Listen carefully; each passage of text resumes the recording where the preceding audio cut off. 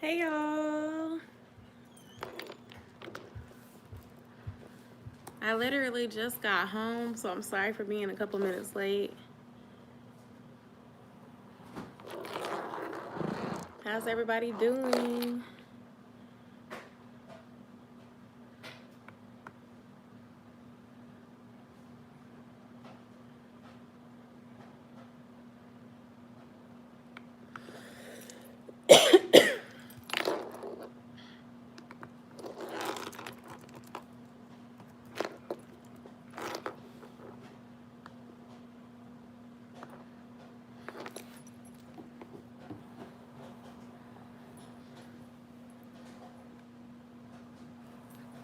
Hey Destiny.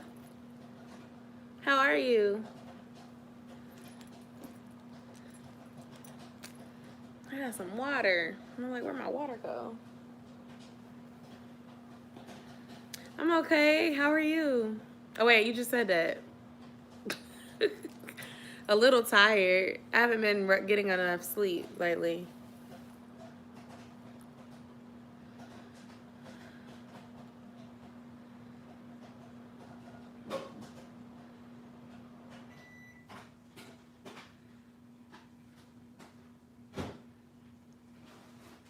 Thank you.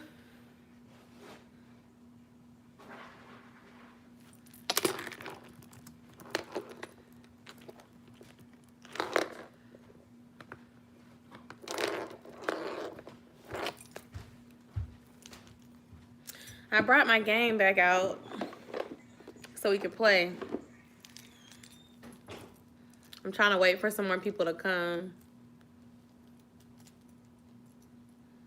What'd you do today, Destiny?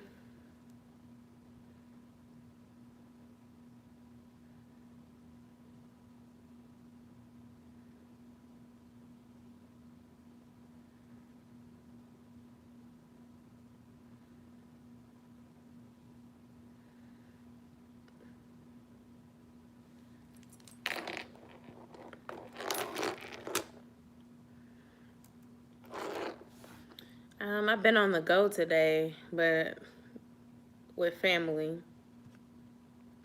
I spent some time with my mother-in-law again today.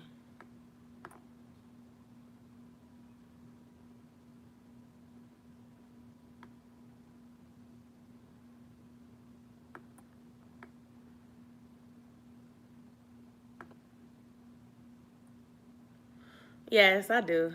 She's nice. Remember I was telling y'all the other day that it's like a good thing to marry into a family that, you know, treats you like your own, like you're a part of the family. It helps.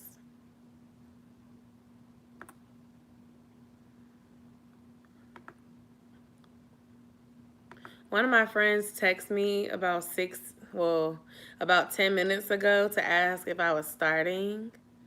And hey, Asia. And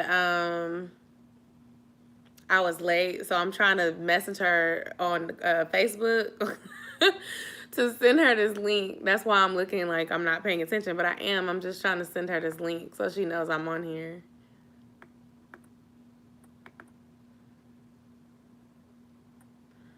What'd you do today, Asia?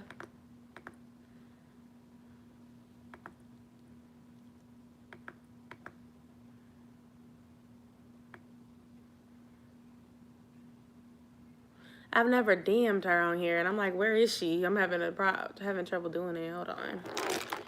Asia. Kayla. See, I was trying not to be late, but I wasn't at home, and that's why I ended up being late.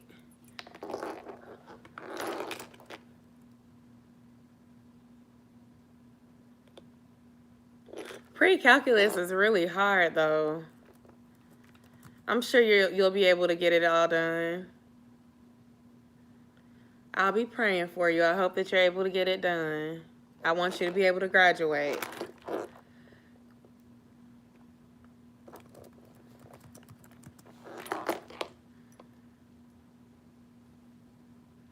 You're welcome. Today I just had today I just had barbecued out with my mother-in-law and my brother-in-law and Des. And I didn't really do much. I mean, just chill. I've been having trouble sleeping, y'all. So I've been up like late at night, basically looking at YouTube and Instagram stuff. And then, girl, yes, me too. Had the itis. I got over it, but I just got home. So I literally got home like 5 minutes before live was supposed to start, and I needed to grab my stuff so I could get ready. So that's why I didn't start right at 10. But my resolution for y'all is to start starting my lives on time, because I don't be starting on time. I have my game. I'm trying to wait for more people. I guess more people were here on my actual birthday than today. Or there might be more people going live, because some of my friends go live too. So they might have their own live. I don't know. What happens usually is when it starts, it's a little bit of people. And then about 30 or 40 minutes into it, we start talking about stuff. And then a lot of people start talking. And then when I'm ready to finally get off and go to sleep, then a bunch of people start talking about certain stuff. And then it's like, well, dang, I don't want to end the conversation on y'all. So yeah, that's how it usually goes. I'm sure your days are running together. Congratulations.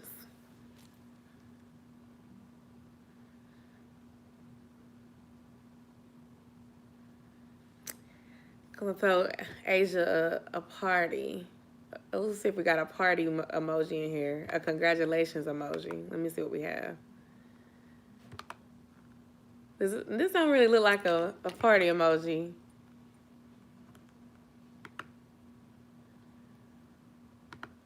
Y'all gonna judge me and be like, Yo-sha, what is this? That's the YouTube symbols.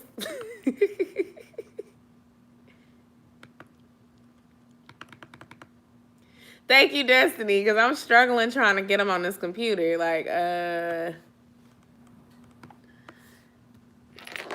there we go. That.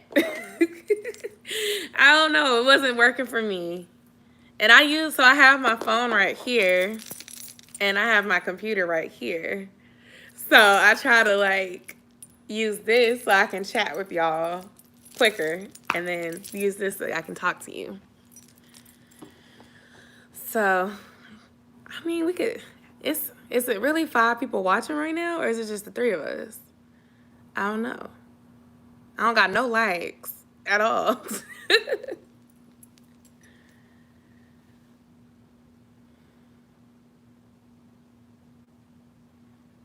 I feel like it is too. You might as well not count one of my devices because it's the computer. Thank you, the MVP. Okay, ask me some questions, y'all, or something. I don't know. There might be. I was on live with my friend Simply Kara yesterday, and like she started dancing on her live, and like 184 people were showing on her watching now thing, but she only had like 10 likes. So we were thinking it was spam. It was weird because it was like it kept jumping up and jumping up, and I didn't get it. What do you mean my view on life? Like, do I feel like this is my only life, or?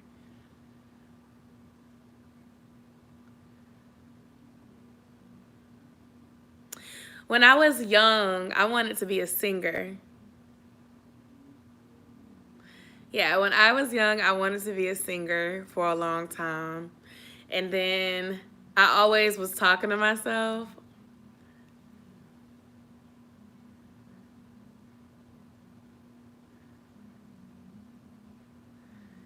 Well, he better have a ring. He better be having a ring on your finger in 3 years. In 2 years. So y'all can be married.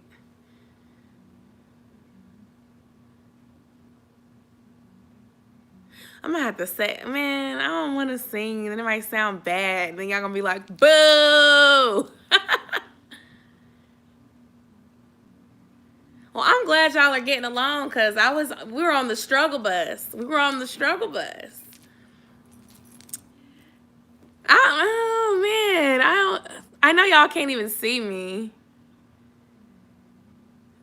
That's my husband. I didn't know he was here because he's not here. Hi, husband.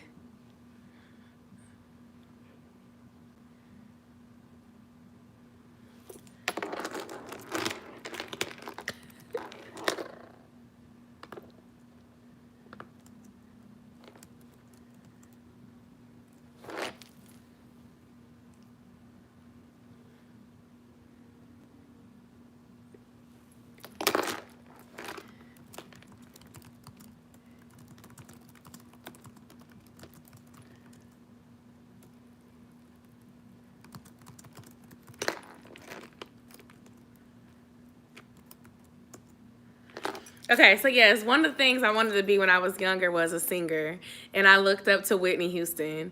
And another thing that I wanted to be when I was younger was like a radio personality. So I guess you could say YouTube became my radio personality. But my view on life, I feel like I'm still figuring out life. I was raised like a Christian, so I do believe in God. And I don't know. I guess I'm just trying to, like, I believe in God. I do believe that certain things I went through, I wouldn't have made it on the other side of it if there wasn't a God. Like, there just was no way. But I'm starting to believe more into manifestation and stuff as well. Like I don't know. I'll just say, like, I'll give you one example. Is like, ever since I was young, I always knew I wanted to own a house, and that's what I spoke on my life, and I ended up owning a house. Now, I'm not gonna say that I didn't work for it or I didn't put in actions to get there, but that's just one thing. And then, like, with college, I always said I'm gonna go to college. I'm gonna finish college. And even when my mom died when I was 16 and we didn't have enough money for me to go to college, I still believed in it, and I just kind of applied for scholarships, and it was enough for me to go to college. Even when my dad didn't believe, like, I should stay in my same school in Cobb County and try to go that same route, I just, I believed it and I worked for it, and it happened for me, and I ended up graduating with my degree with no debt. Now I'm working on the manifestation of YouTube, and I feel like I'm trending in the right direction, but I think that it's a matter of a higher power, but also a power of, like, your faith plus action and what you believe and what you walk in.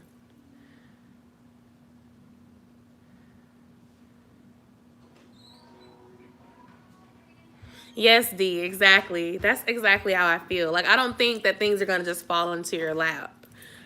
I do think that if you work at it and you walk in it and you believe it and you stay focused, then it will happen for you.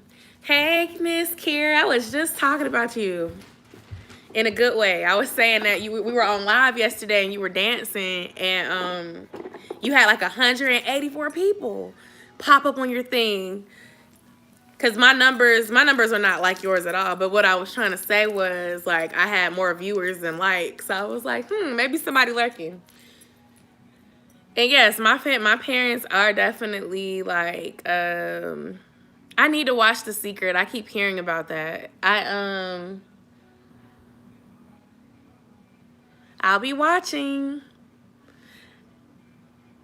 I was watching some of your older content just to see yesterday, like last night, because I couldn't sleep. And I was just watching. I was like watching random people. And I saw your video about unpopular opinions, and I thought it made me laugh because in another video that you did, you were saying how you used to do a lot with your edits and stuff like that.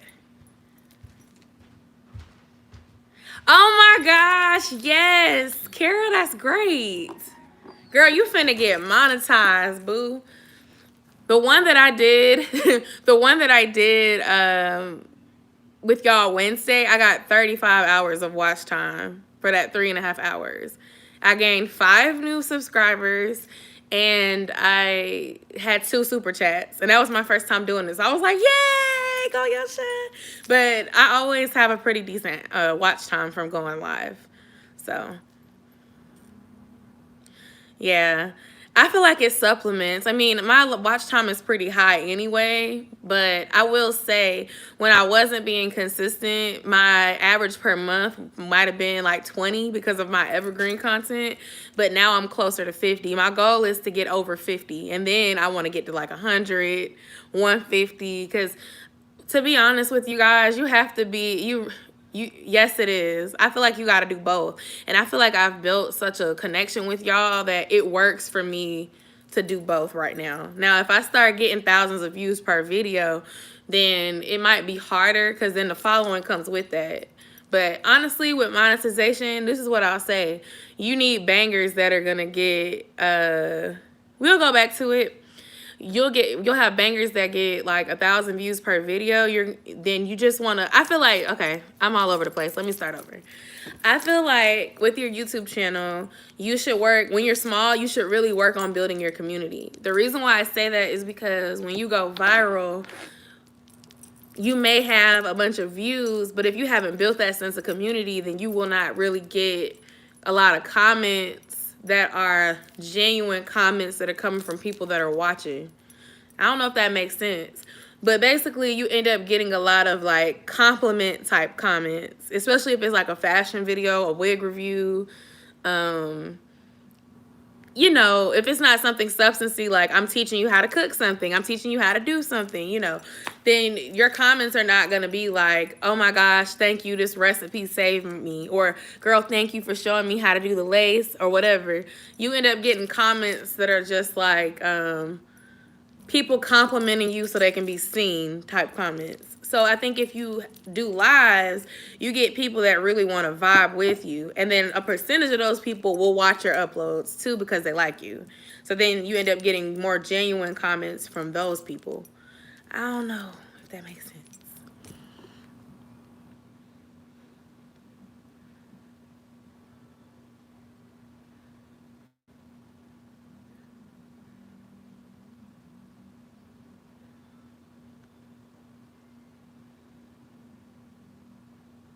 Okay, Kira, good. Because I feel like I was rambling and it might not been making no sense.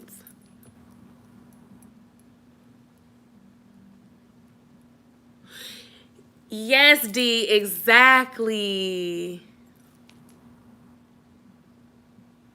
Absolutely that, girl, Asia. So that's how I paid for school. Like, I don't have any student loan debt. I manifested I'm going to go to college. I manifested I'm going to pay for a house. But I did the research on what programs I needed to get to use to make that a responsibility for me. I sacrificed by saving instead of playing with my money when I used to get refund checks. And if you're going to school with scholarships, you're going to be paid to go to school unless you picked an expensive school that's out of state and your tuition is going to match. But like for me, I stay here in Georgia. So after freshman year, my refunds were money back to me that I could spend or save. So I did a little bit of both. I was living my best life. Another thing is when you work, hey, you finna have a good time, girl. Anyway, I just think that you just have to kind of mix it and do both. No, I didn't. I think you can mix law of attraction with your religion. I feel like I'm more frugal than Des. But if Des is on the line, he might say the opposite. But I feel like I'm more frugal. Let me mention him. He might get it.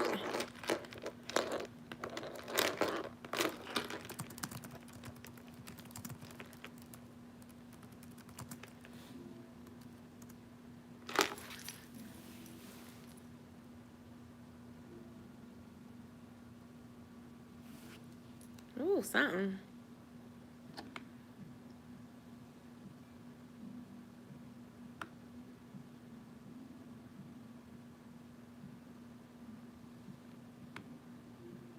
Wow, and Oprah had an amazing come up.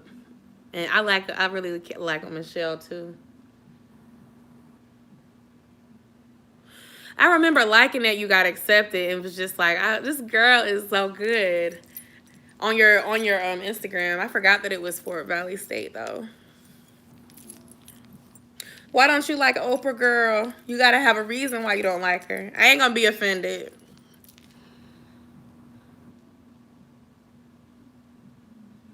I've had people get mad at me when I talk about zodiac signs. I used to be really, really into astrology and still kind of am. I even have a book over there that's called the Big Ass Book of Zodiac.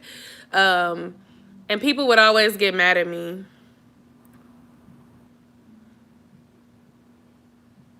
I hope they blow up for you too. Like this whole thing that's going on, it blows over for you too, so you can have a regular college experience and it'll be fun and not online. Because the whole point of going off to college is to go off to college, not to be still at home and living like you're at home. But that's neither here nor there.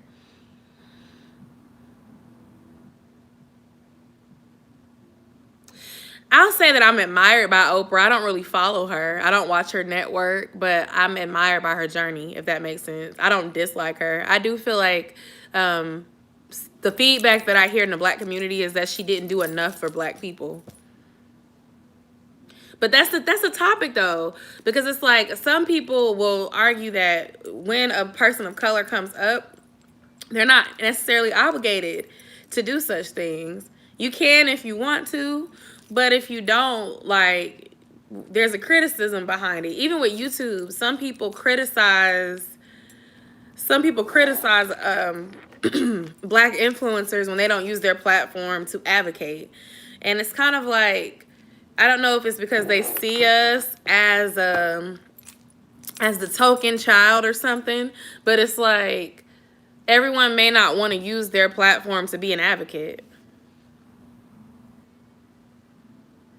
And if you think about it from a business perspective, a lot of businesses do not get into controversial matters.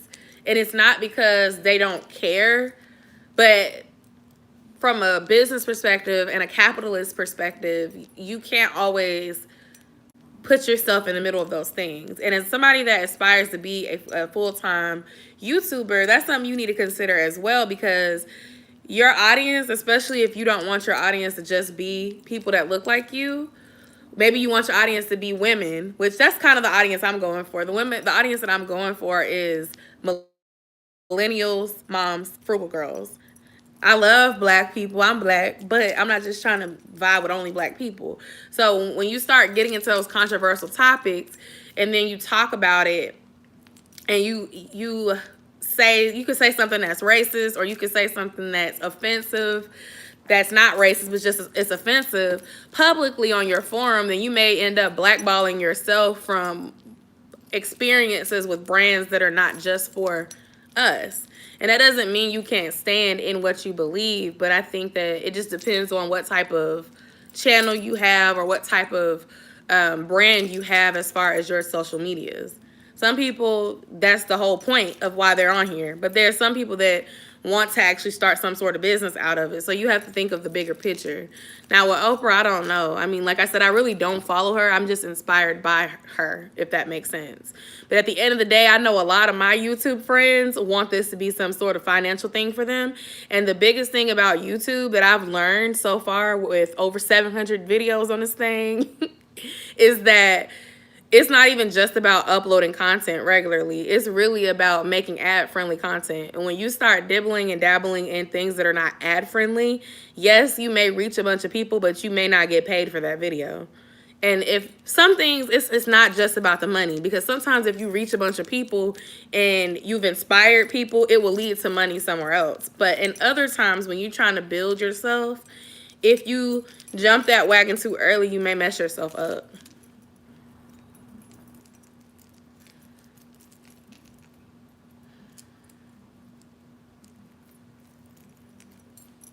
And I do a lot of real talk videos, and some of them got demonetized. But I still did them because they help people. But you have to do, I'm just saying, if you're here to make money too, you need to do both.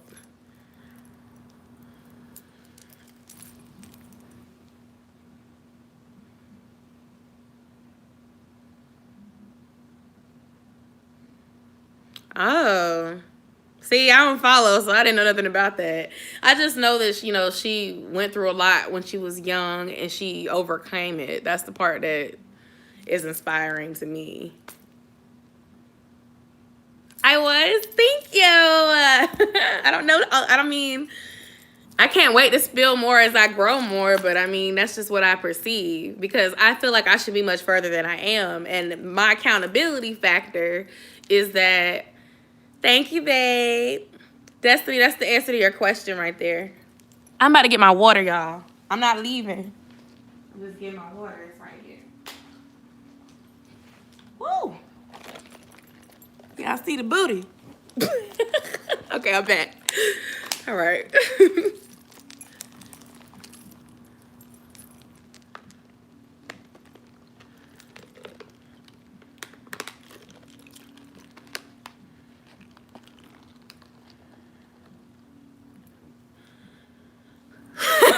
Who doesn't want them voting with the views?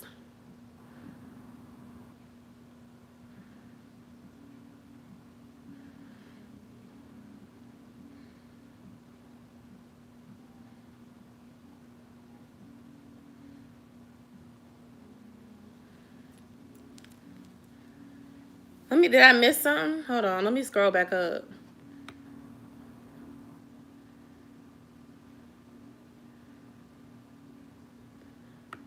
What book did she promote, though? I never bought one of her books, so I don't know.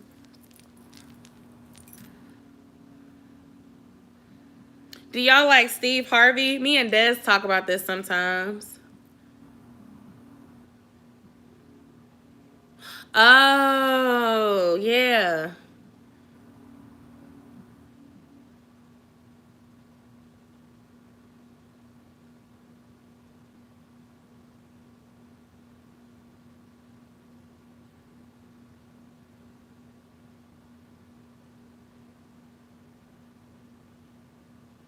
I guess I need to do more research. I'm like, y'all are enlightening me right now.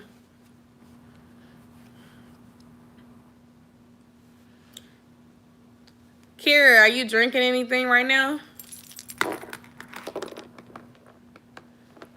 Des likes usually would partake in this sort of conversation, but I guess he'll hop in.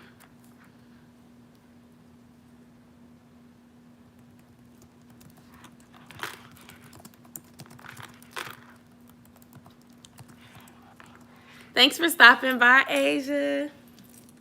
And best of luck on your studies, girl. I really hope it all works out because I want you to turn up at Fort Valley.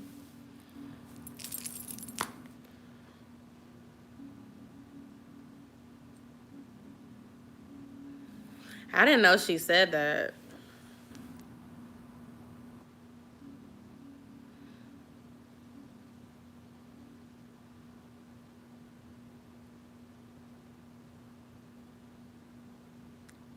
Okay.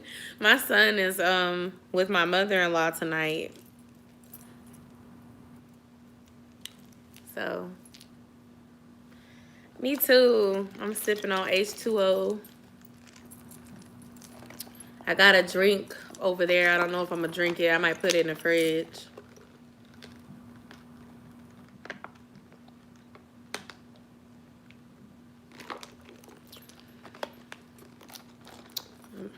Kara, we're gonna have a YouTube party for you when you get monetized because you're so close. Whew, you better keep going live, girl. And putting your uploads out. Do both.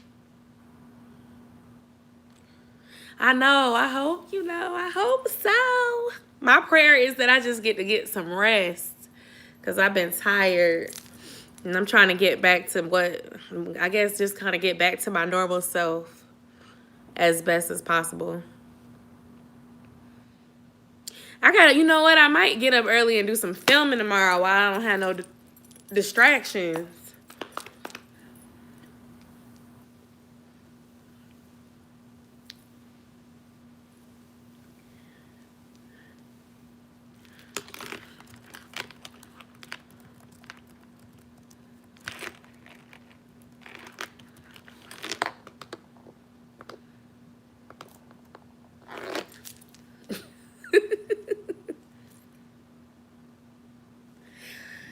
Okay.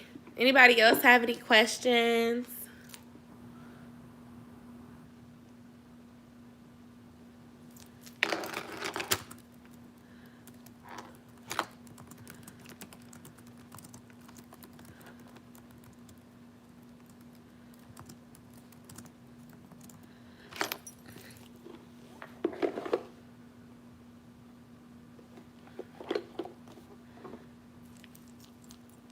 Oh, Sister Destiny, I'm gonna put you on the spot. When you disappeared on us the other day, did you go and get some food and cuddle up with your boyfriend? Is that where you went?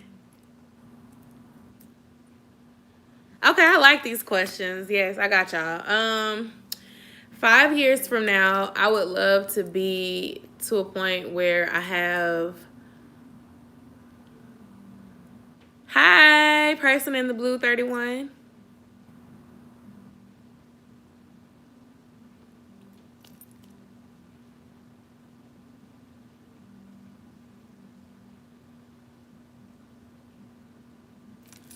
Hey.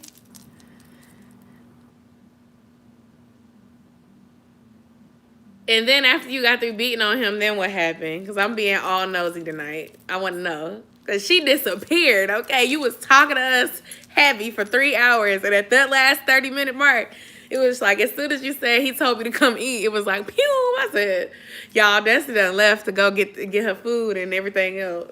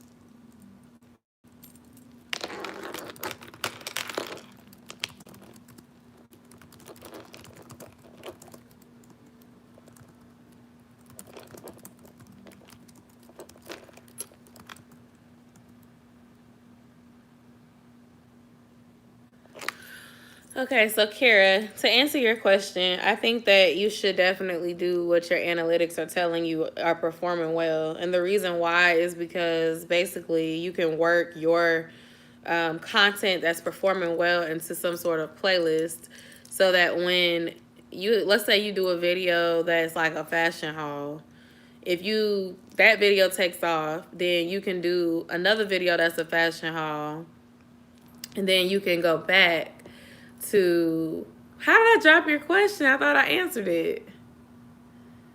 I'm trying to make sure I answer both of your questions. But anyway, if you do a fashion haul and that video takes off, you could do another fashion haul and then link to the video before. And then you can have a playlist as well with all your fashion stuff.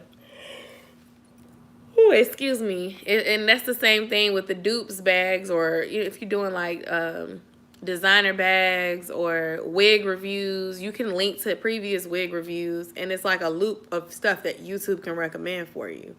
But if you have a video that takes off and you ignore that it takes off and you start doing other stuff, it's not that YouTube won't push it out the same, but you need to have something or some playlist of some sort where I think you can like loop it to make people go to the next thing on your channel. Another thing is that your titles need to be searchable. Like, I'm still trying to figure this out myself because I have videos that take off and I have videos that didn't take off. And all I can say is the videos that did take off seem to have simpler titles than the ones where I tried to do too much with them. So I'm trying to go back to being really simple and thinking about what a stranger would type in to find it instead of trying to be creative and get somebody. And then the other thing I'm trying to work on is thumbnails.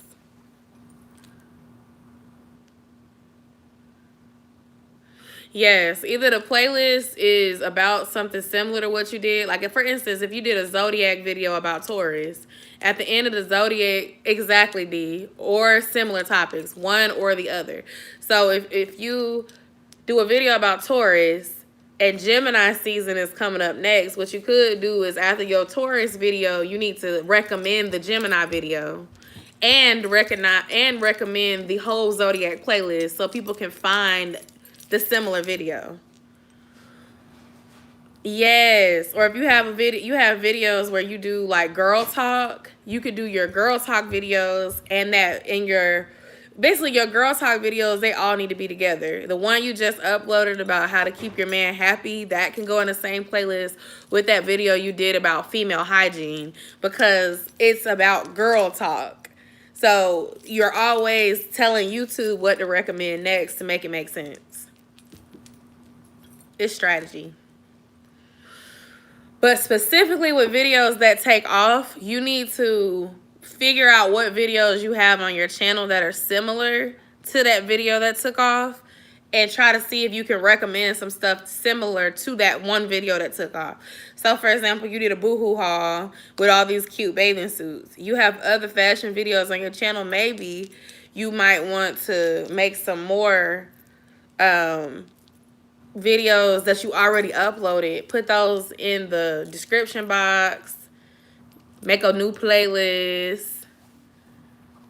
It don't have to be swimwear. It could be clothing in general. If you did dresses, if you did whatever, you might even be able to slide in shapewear.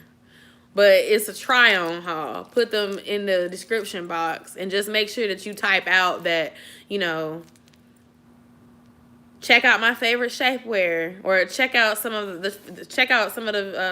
shapewear reviews that I've done, or something, so that they know if they look.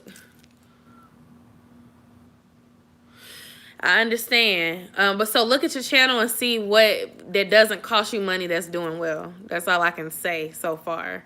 And it's crazy, but sometimes stuff that you do don't take off immediately. Like, my waist trainer videos do awesome, but sometimes they don't do awesome right off the bat.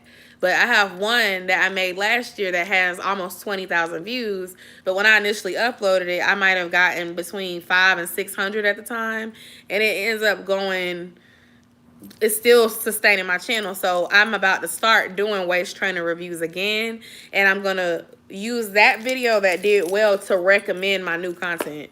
So if you have a video that's doing well and you don't want to keep doing that same content, the only thing I can suggest is putting end screen on that video, as well as cards on that video that did well, to recommend new stuff to people. The only thing is, you got to know that the folks that are watching that shapewear video are interested in shapewear, or they're interested in something similar to shapewear. So it may not drive traffic to a video about Zodiac or books or whatever. So you have to be strategic.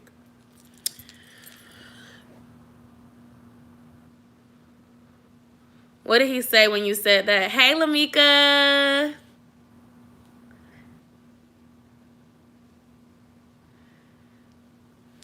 I wish I had commissions in Best Buy, because you bought my, you're welcome. You bought my, you bought the same tripod as me.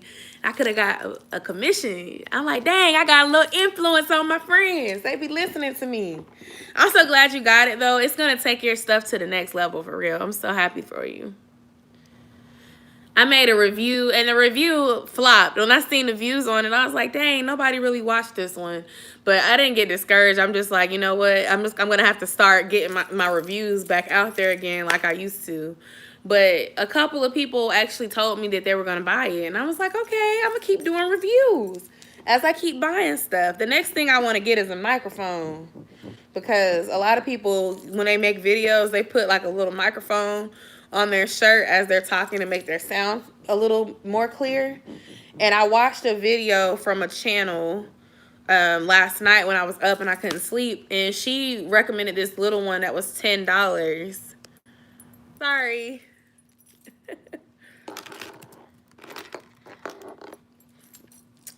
She recommended a tripod, I mean, a microphone that was $10. And so I plan on using, looking into getting that.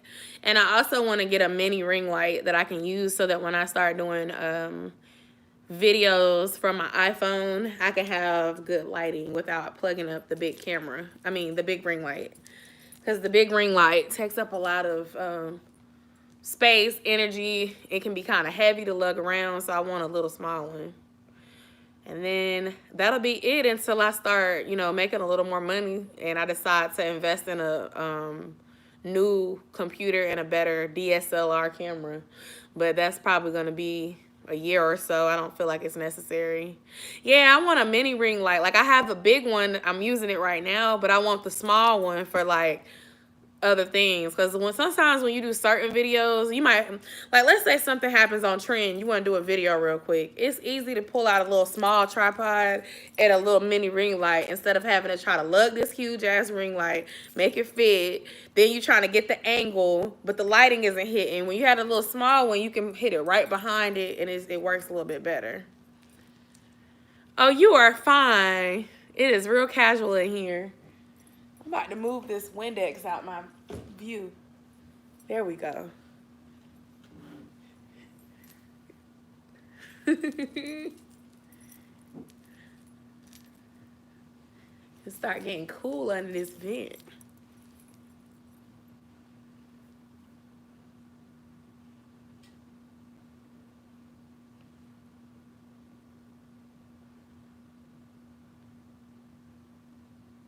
Why you say you sound like your grandma? Oh. That's how I feel. I feel like it's distracted. I don't want y'all to see. I'm like, I don't know. Do y'all think, let me ask y'all, if I start doing some sit down videos, do you think like this is a cute background for me to talk to y'all in?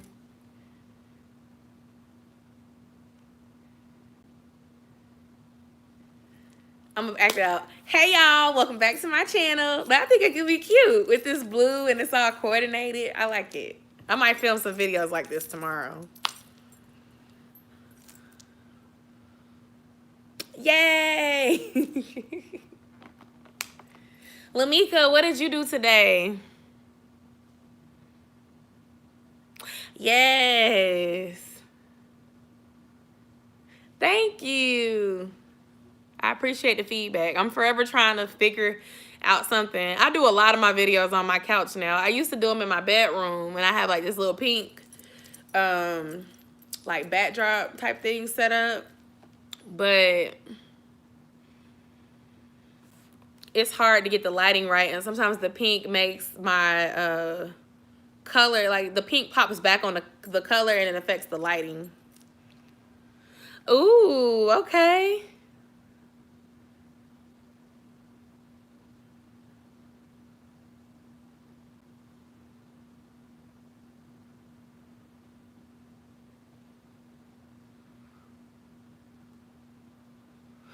I guess my rules are going to be that I want him to be honest about what he's doing. And I would like to give him a talk about intimacy when he hits puberty or before. Whenever he starts expressing an interest in girls, honestly. Like, you know, 10, 11-ish. And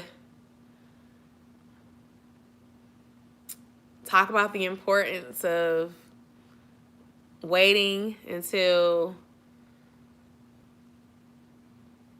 I don't want to say waiting until you're married, because you may not choose to wait until you're married, but just waiting until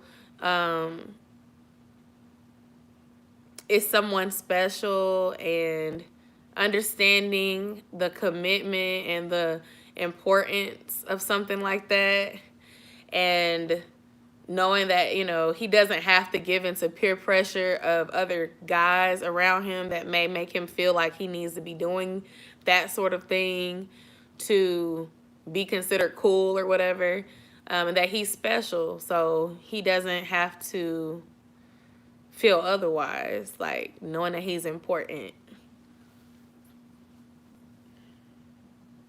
And that he can say no too.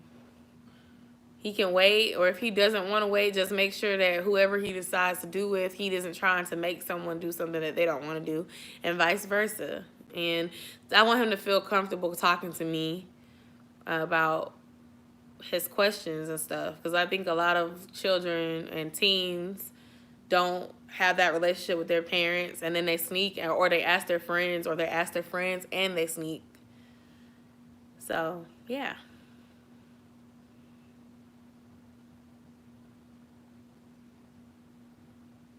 I'm going to say I don't think you should be focused on dating at a young age.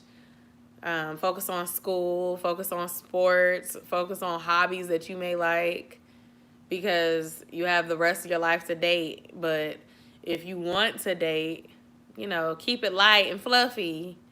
You're young. Live your best life.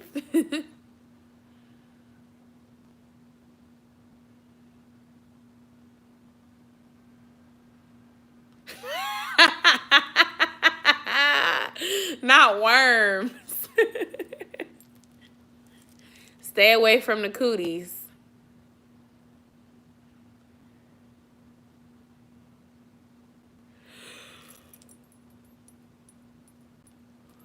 Wow.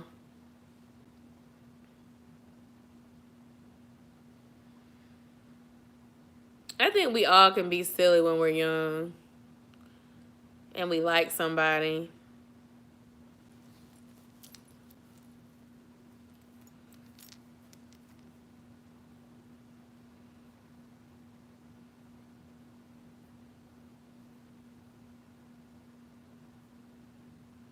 I feel like dating allows you to see what you like and what you don't like in people, though. So it is very important.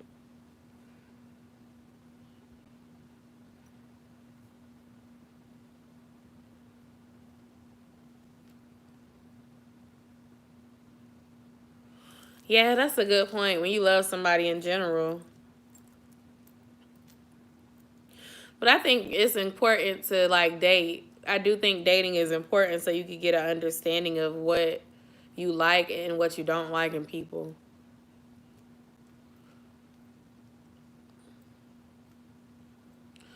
I think that if you have a daughter or a son, you shouldn't tell either or that the other person should not become their whole world, regardless. Because, a lot of women are taught that they are supposed to be a good wife, a good mom, but a good wife, their whole world in a heterosexual family revolves around preparing to be a good wife. But also, when a man becomes a husband, his world often is by the other people is, well, you're married now, so your wife, whatever. So I think that hey, Alicia. So it's important that regardless of your gender, that your world doesn't become your significant other. I've been guilty of that, and you end up losing yourself trying to be the perfect wife. And similarly, moms and dads often lose themselves in trying to be the perfect parent, and they begin to focus so much on parenting that they don't stay true to who they were before they became a parent, because your life becomes your kid.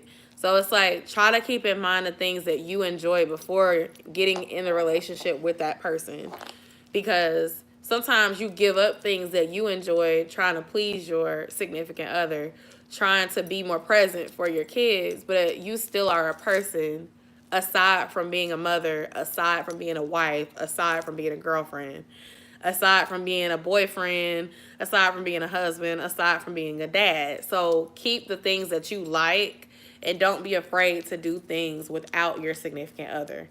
That's something that I think that's something that I've learned and getting better at acting in, but it's something that I struggled with in my relationships when I was younger. And even with Dez, I would feel like I have to do everything with Dez. I would feel like I had to do everything with my ex. They had to do everything with me. If they wanted to do something with someone else without me, I would feel a type of way. And it's nothing wrong with your person doing something with other people as long as they're not out cheating on you while they're out doing it. it's not about you all the time. Sometimes it's just something that they need to do for them that doesn't involve you. And that's what I've learned with me. There's certain stuff that I want to do for me without bringing Josiah, without including Dez, because it's something that I care about and it's something that I enjoyed before I met Dez. And that's the same thing with him. Like for him, he enjoys wrestling, he enjoys baseball, he enjoys sports. None of those things are things I enjoy. So instead of trying to force myself to be included, it's better for me to allow him that time because it makes him happy and it makes him in a better mood to be around me. And then vice versa, YouTube is something that I'm really passionate about. I like to have my girls' night outs with my girls, have fun with them. I like going to the movies with my girlfriends. I like doing stuff with my girlfriends and just having a good time. And sometimes I'll bring him, but sometimes I don't. And when I don't bring him and I don't have to bring Saya, it sometimes helps me to enjoy me without being Dez's wife and without Dez being my husband. Because when we got together and we got engaged, a lot of folks will see us separate and be like, well, where's Yo-sha? Where's Saya? And it's like, you don't want to just be your child's mom and that's all people see you as. And D, you'll see what I'm talking about when you have your baby. Everybody will be in love with your baby and they'll be like, oh, where's the baby? Where's the baby? So when you're by yourself, you're going to be like, well, hey. Sometimes they won't even say hey to you. They'll be like, oh, hey. Take the baby, don't even speak to you. You know, you kind of lose your identity to being a mom, a wife, a girlfriend. So keep your identity because it's important so you don't lose yourself. Hey, Victoria.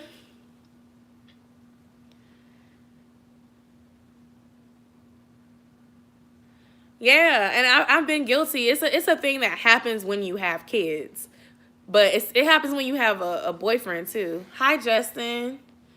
It happens when you have a boyfriend or a girlfriend, too, but especially when you have kids. Because, you know, motherhood and fatherhood, but especially motherhood, are not optional. Especially if you are raising your kid. So it's like you can't just turn it off and be like, okay, I'm not going to mother today. So it's like you have to find time to just embrace the things that you want to do.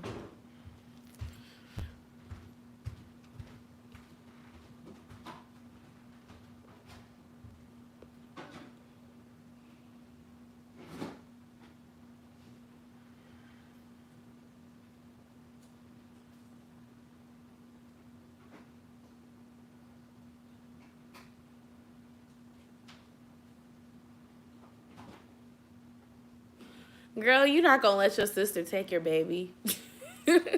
You're going to want your baby. And she says that, but when the baby gets here, she'll probably help you with your baby, but that's going to be your baby. Trust me. A lot of people talk a lot when you're pregnant about, oh, TT baby, and I can't wait. And then when you have the baby and they want to go out and you want a babysitter from that person, they have a lot of excuses.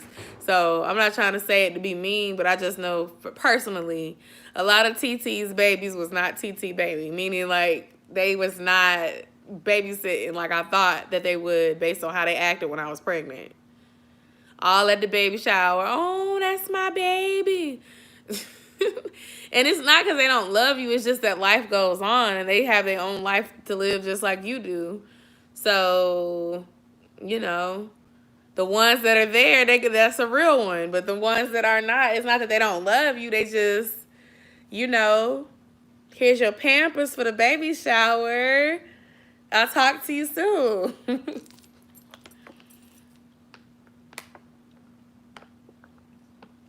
Now, your sister might actually do a lot. I see a lot of folks, immediate family help out. Parents, sisters. But I'm talking about friends. Like, if you had close friends, they might, but they may not, too. I'm trying to think how many times close friends babysat for me when I was pregnant.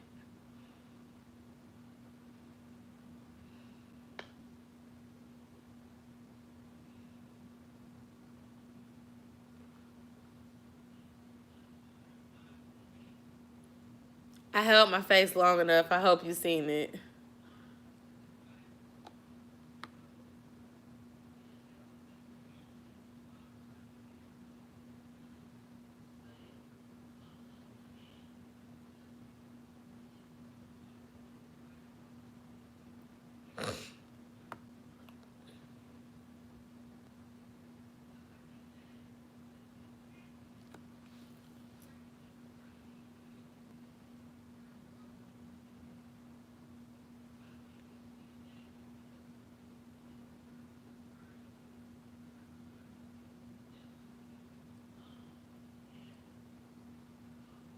Oh my gosh. I watched that story time.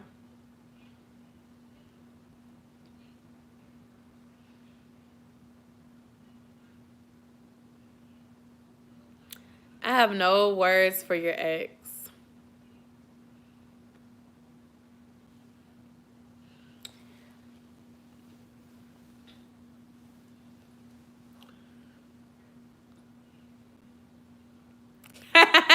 Let me go.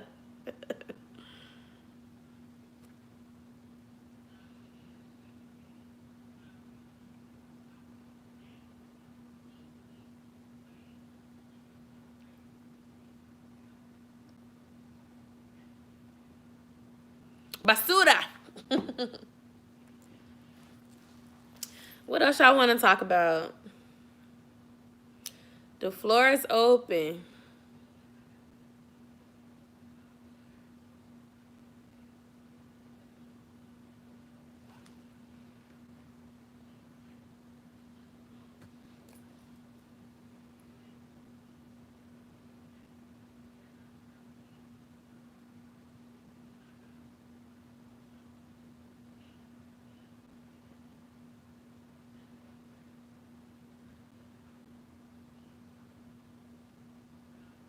What about mother and daughter relationships?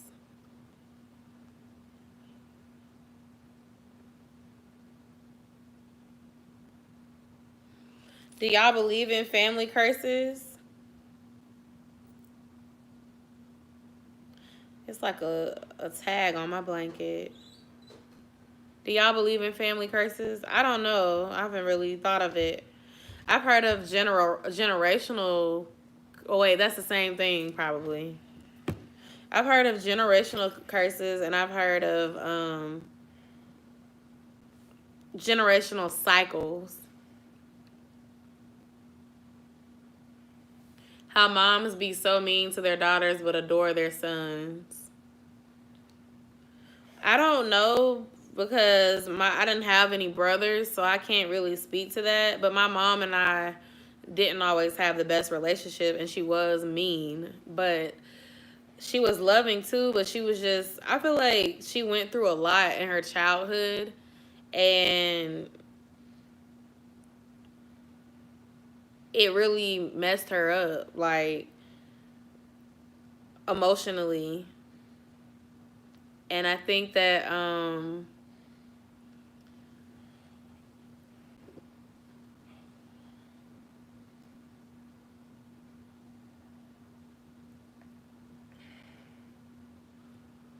I mean, I do see a lot of there we go. I had this thing. I couldn't focus, y'all. This was in my blanket. I was trying to get that out. Okay. This is the blanket. It says Dundler. Y'all watch The Office? Wait, it's backwards. Office.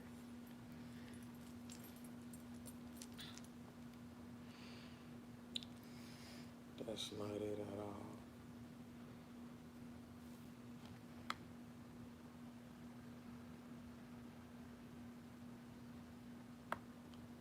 Okay, well that's because of religion. Don't blame parents. Blame religion. I feel like I do feel like a lot of moms do baby their sons a little bit. I do.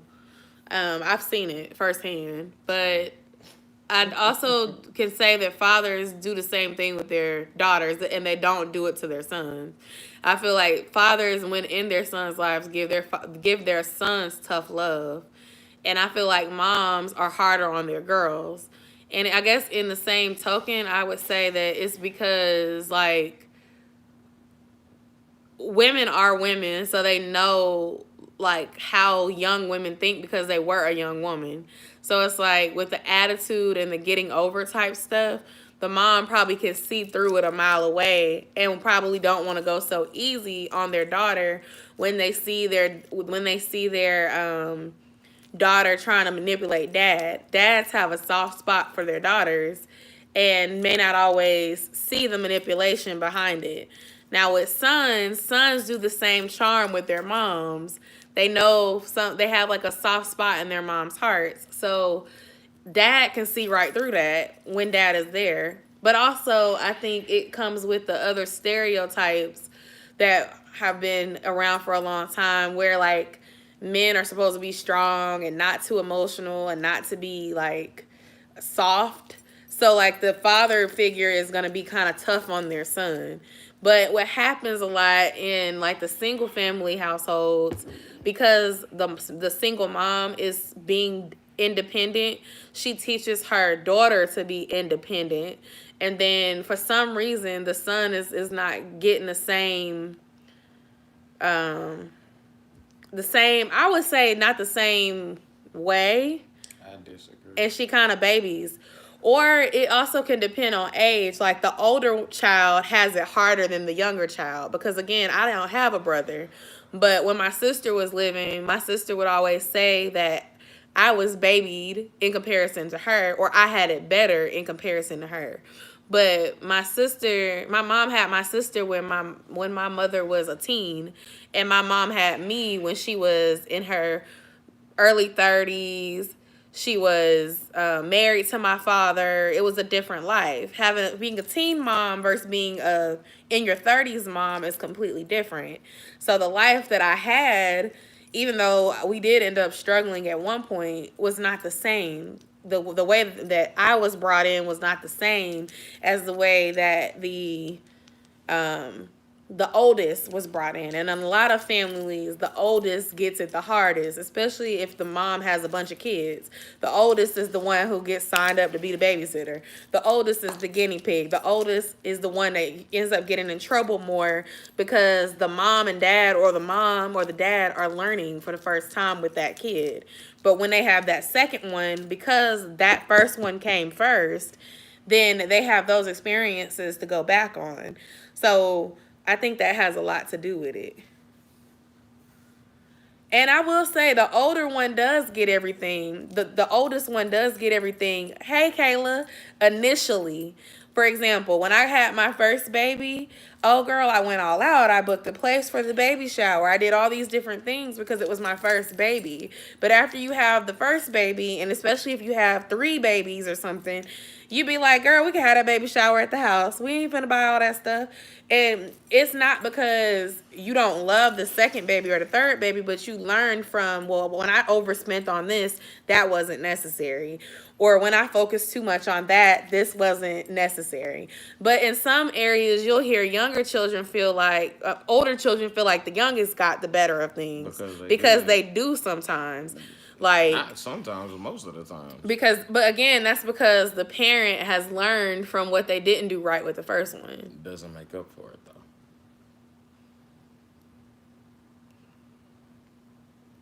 Yeah, like that first baby, you take pictures of them while they sleep, while they breathe, whatever. That second one, you be like, okay, come on, y'all, we gonna take these pictures once a year. Which we gonna do? Which holiday we gonna do? But it also depends on the parent, because some parents take pictures every holiday. Okay, Valentine's Day, Groundhog Day, Easter, every holiday you see them in matching attire, dressed like each other. But then you have some cheap parents like me, and we'll be lucky if we get a photo shoot once a year to remember. And I don't like that, because I feel like pictures are so important, but it's like, from a frugal standpoint, why are we taking all these pictures? Yeah, you go to the JCPenney or Walmart, the little place in the mall, and you pay $40 for a package. Yes, or if you have a family of 2 and it's a son and a daughter, it is different. You're right. Let me read and see what y'all were saying. Hold on.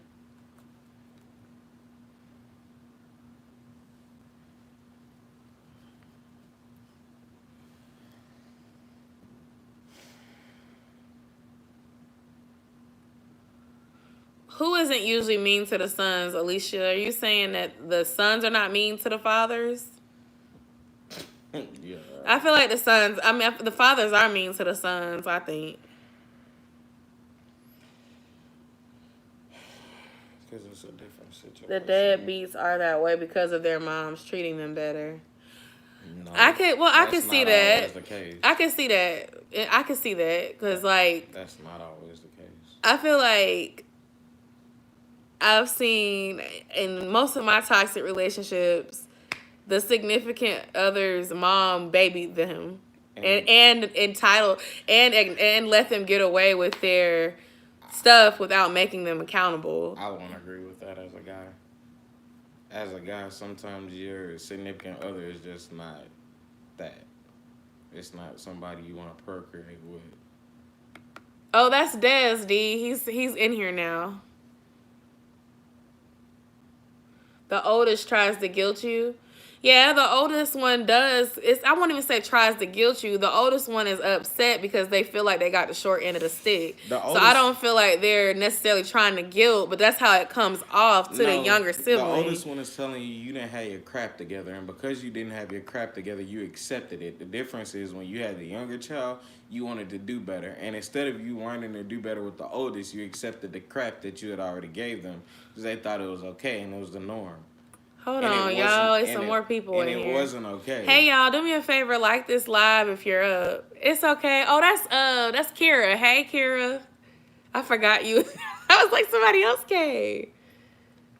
I can definitely agree. My mom had me at 16. My dad was 14. So pretty much I grew up with my parents. Yeah, when you grow up with your parents, then they're still learning. So they're going to make mistakes. But if you have a younger sibling that grows up when your parents get their shit together, then, let me not cuss, but when they grow up and their stuff is betterly aligned, then that child's going to have a better experience automatically. But it shouldn't be like that, though. But it will be. Yeah, but it shouldn't be, because now what's happening is your parents aren't holding themselves accountable for getting it together and applying said thing or learning about said older kid. You accept that your crap ain't together and your kid has always not had it together, so you just gonna leave it that way. No, you work on fixing it, but it takes time to fix it. Most parents don't. If somebody has a kid when they're a teenager, I'm speaking from the experience of my mom. I'm not talking about having a kid as a teenager. But this is what we're talking about in the chat. If you had your first kid when you were 19, 15, 16, first of all, how about you scoot over and not adjust the camera so you can be seen? Well, okay, that's on you, but it's putting a space on the left and the right.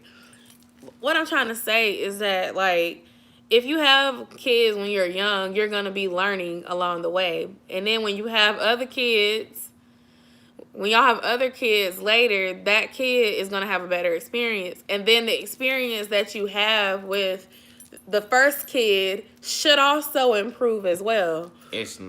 But the older kid may already feel some type of way because of what happened before then. The difference is you're not learning for the kid that's older. You're learning for the younger kid based on what you screwed up with the older kid. You're learning about both. No, you're not. Most parents who have two kids are not learning about the older kid. That's the guinea pig. The second kid is the one you use all of your experience with to make it better. You're not learning for the older kid to make it better because that's not your experience. Most kids already feel like they've already screwed one thing up. Ergo, I'll just take that bullet and take it later, and my excuse will be I didn't know, so I couldn't do. But that's not a valuable excuse. But it's the truth. No, it's not, because you could have learned. But at 16, you're a child yourself. Yeah, but the difference is that even at 19 or 20, you're a child yourself. No different than parents give the excuses of learning about courses you haven't taken. This is a course you haven't taken. If you have experience to learn from other people, choose not to. There's not a handbook on parenting. There's no handbook on anything. However, we apply handbooks to what we want to. You can learn about how to deal with older children from people who've had children. It's no different. You choose not to because you've accepted the fact that you don't want to do better for the older kid because your excuse is that I'm gonna do better for the second one in order to make up for the first one, and that's not valid. And the only reason I can say that is because I've done it in a reasonable stretch that I could see from. And the only thing I can say is that I've been the person to help better the first kid instead of the second one. So Dez is gonna officially be a part of the conversation now, even though he's over there. I'm speaking from my own experience. I got pregnant when I was 21. I'm speaking from my experience. We can tell because you're passionate about it. We know. I'm talking about for as a mom, just because you're a certain age or because whatever, it does not mean that you not giving it your all, but you're learning whenever you have your first child. But that's the difference. And when you, I didn't say you honestly, weren't giving it your all.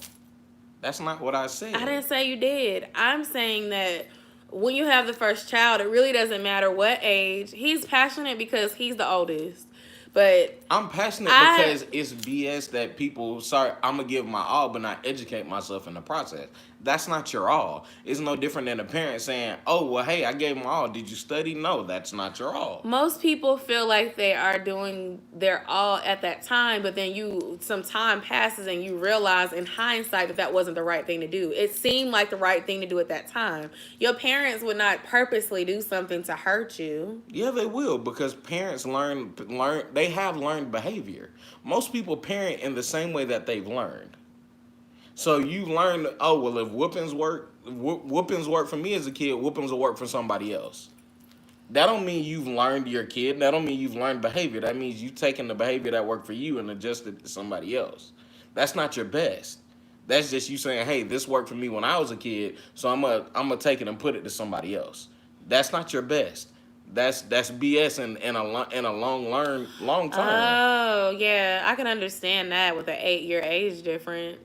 And that was the thing. My sister was 20 years older than I was, too. Because, so our lives were completely different. Like, my sister had a teen mom. I didn't have a teen mom. It's different. And I'm sure that when I'm working on being a better mom now, but if I have another child in the future, there are some things that I definitely would do differently because I've learned. There's things that I'm doing differently now based on what I've learned. It's trial and error. No one else is going to be a perfect parent.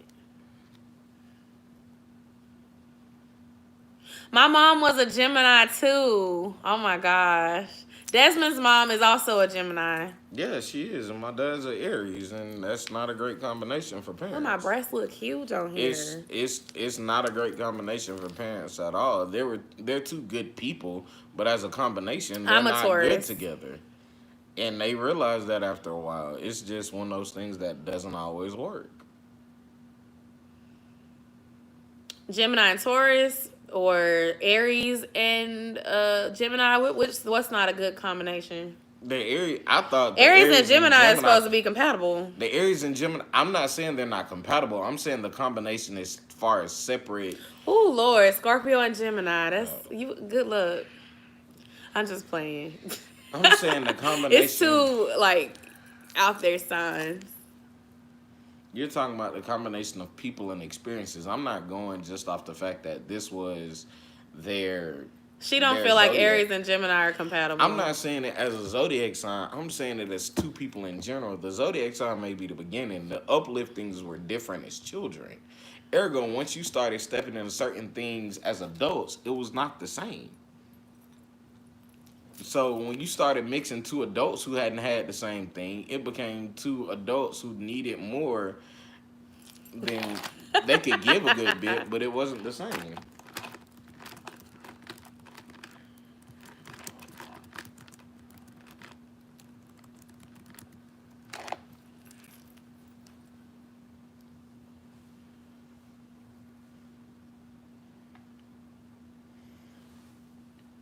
I mean, the only thing I can say with parents is that it's a trial and error thing, but you owe it to your first kid to try to do better.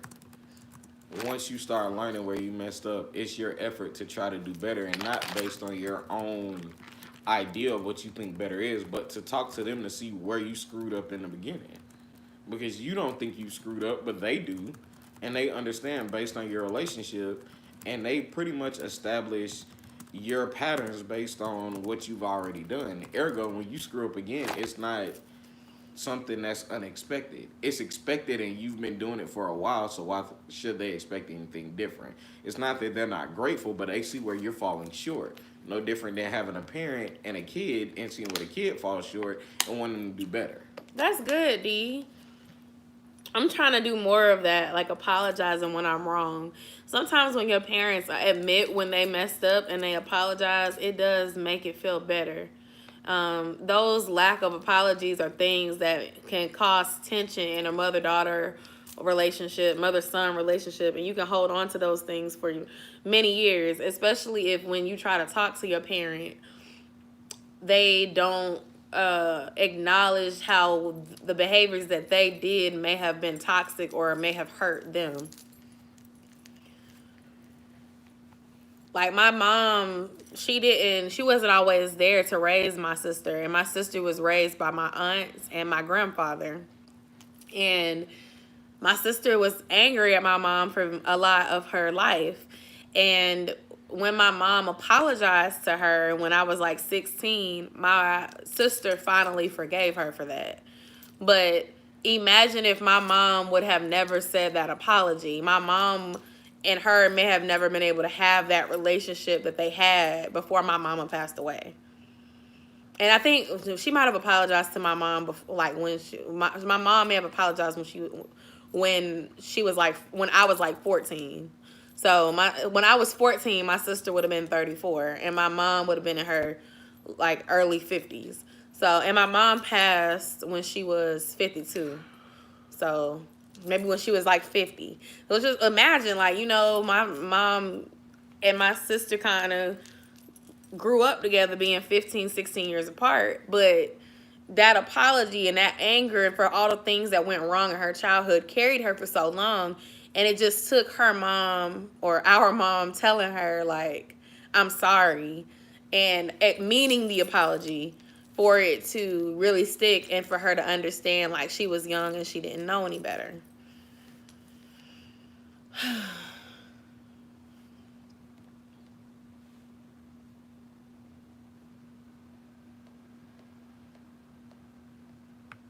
Aww.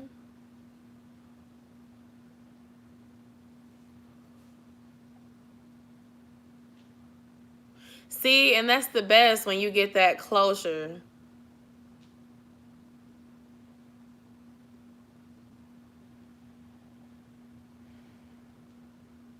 I like that, Lamika. And that's the thing, you can't focus on a lot of people get stuck on what their parents weren't and don't amount to anything when it should encourage them to not be the same. That's something I will never understand. I disagree. Like, there's some traits that you may have that are similar to your parents, but it's like you don't have to be the same if you didn't like that trait. Like, a lot of times, I mean, maybe Des will have a different opinion. Like, Alicia disagrees too. But I think, like, if you had someone abandon you, then I wouldn't want to be the person to abandon someone else. And my sister, I think she didn't want kids because of how my mom was with her. And she didn't have any kids because of how her childhood was. She was like, my life has been unstable, and I wouldn't want my child to go through what I went through. So she chose not to have kids. Because, prior to the end of her life and getting sick and stuff like that, she just had a lot going on. And she chose, like, you know what, I'm not going to have kids because I know how my lifestyle is. Or me, on the other hand, I always knew I wanted to get married and have kids, but I guess I just wanted, like, a stable household, and I'm really working on trying to get that and maintain it. Destiny, I don't disagree just to disagree, I promise. Wow, I'm not going back on 522. So I'll be putting that on hold. What? The LA Fitness email you just got with the reopen date. Damn, that's next week. I know, that's why I said I'm putting it on hold. Shit, I'm finna put it on hold too. We got an email saying that our gym is opening up next week, and I'm like, okay, I'm gonna be up there freezing my account. They out their damn mind. Alicia, that's not a good reason to have kids.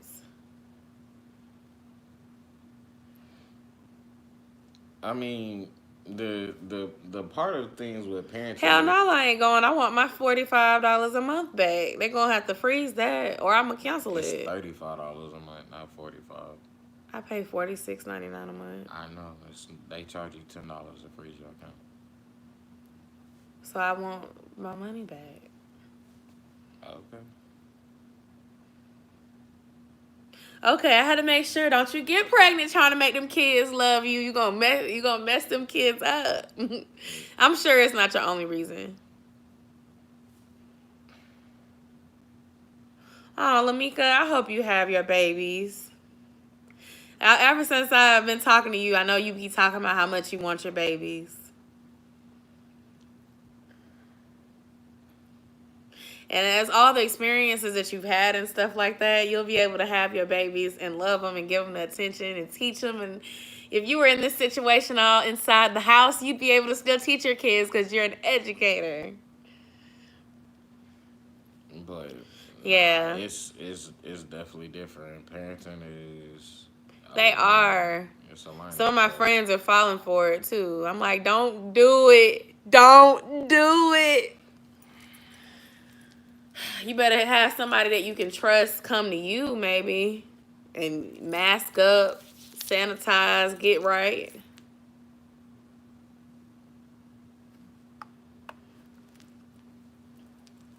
Hey, Queen. Y'all, Queen, go ahead and like this video, please. Thank you. I don't know. I just feel like, your parents can really leave a lasting effect on how you view the world and how you raise your kids. And you just do the best you can because it's not as easy as it seems. A lot of people without kids have a lot of opinions about how people should parent, but then when they have kids, you actually see like, oh, it's like this. You don't get to see everything until you're actually parenting a kid. Do I want more kids? I do. I don't want more kids right now, though.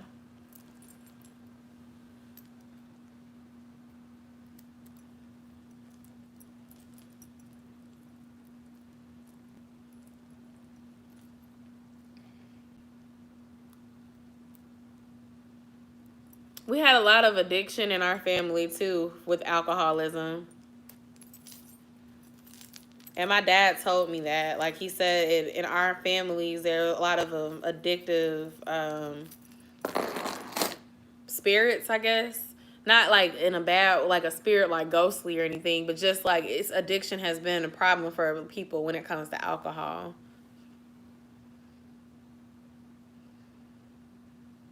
Yes, that's what I'm trying to say. Drugs and alcohol in a family.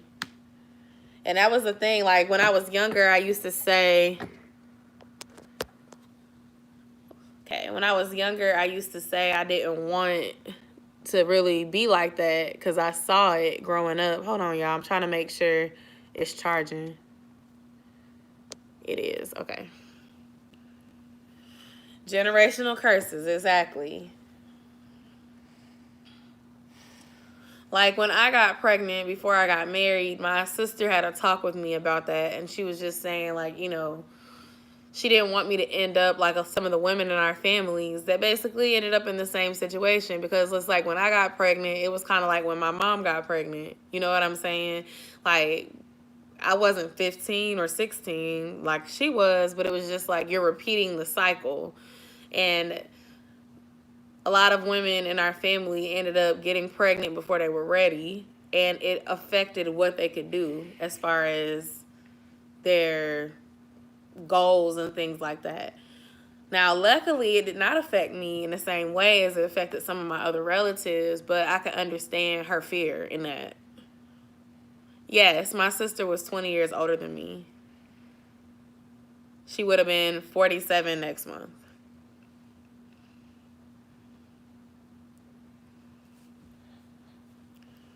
I'm sure that your baby will. I mean, you have to have that drive for yourself anyway, and I feel like you do, so just keep it.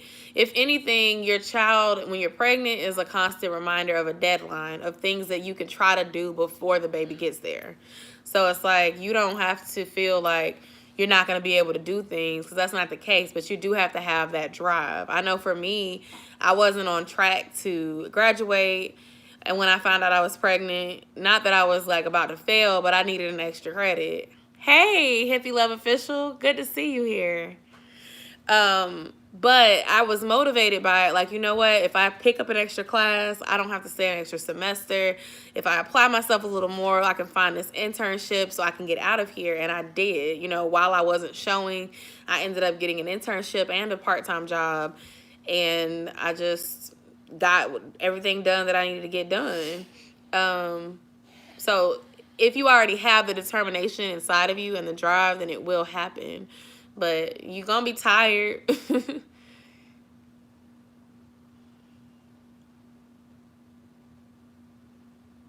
See, that's a good goal to have. Exactly.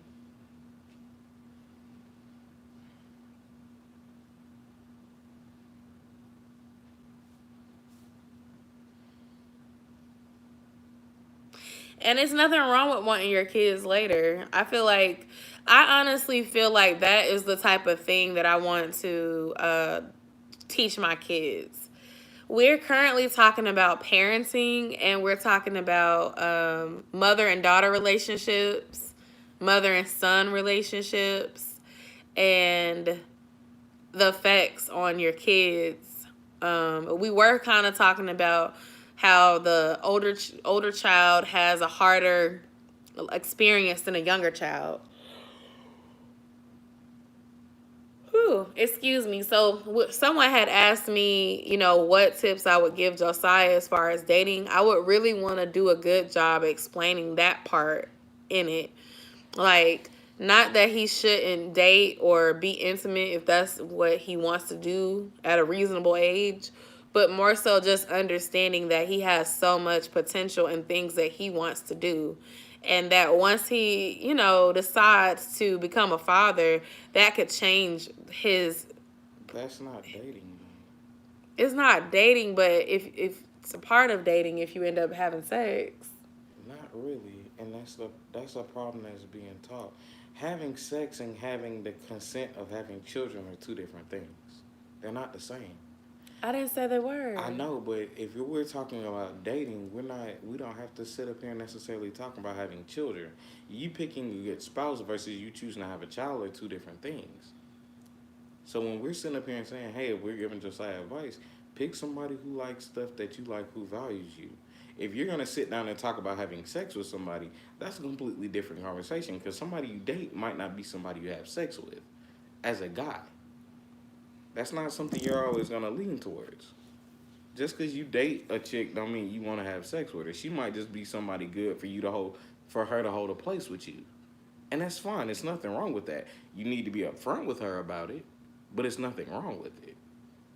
If you're going to sleep with her, hey, let's start to step into other conversations. We need to understand the conversation of wearing a condom. We need to understand the conversation of consent. Because that's something, as a black guy, you're not always going to be sit up here and taught about consent, and your consent with somebody else is not always valuable when we start to step into the court system or even with public authority. But also, your consent to have a child is not going to be something that people value anyway, because it's not something that's been valued. So you need to understand who you're sleeping with. And when you start sleeping with them, you need to understand, if they don't consent to have a kid, would you be okay with them? That's something completely different. Because guys don't think the same. So no, she's not always just going to be a good baby mama just because she got some good sex. That's not always going to line up. You're not always going to want to be around with her just because the sex was good. Because when she start getting on your nerves, that's not what you're thinking about. You're thinking about her getting on your nerves and the fact that there's a kid involved. And unlike her, you're starting to think about stuff she ain't got to deal with that you do. So dating and sex don't always line up. You can start dating in kindergarten. Said?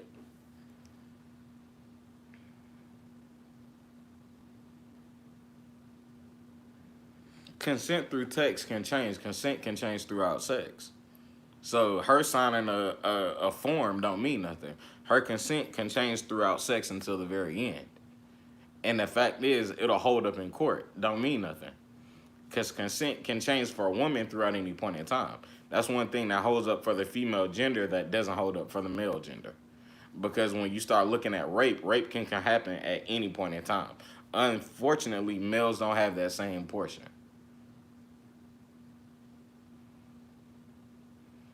So you, as a guy, you can't teach your son that get consent from her. Consent can change at any time.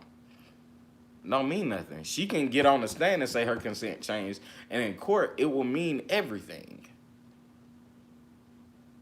It just doesn't hold the same weight.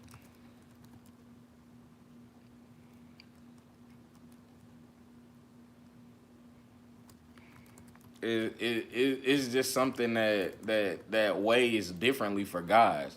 So it's not like you can have that same conversation for sex and dating together with a guy. I don't even think you can have it with a young girl nowadays because girls don't look at it the same way either. They're starting to make progress.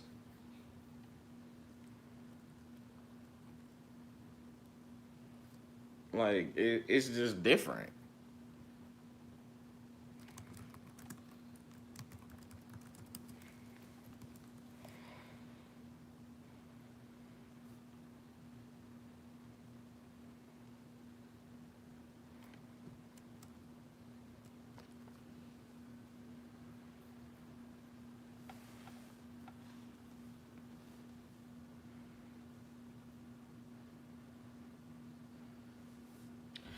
On both ends, but I'm sure I can't get into that.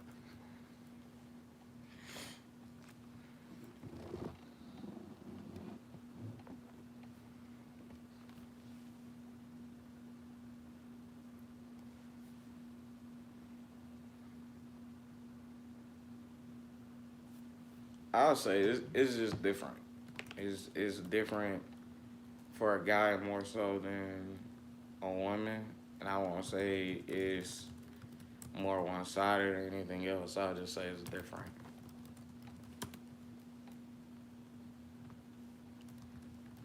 Yes and no, Alicia. Yes and no.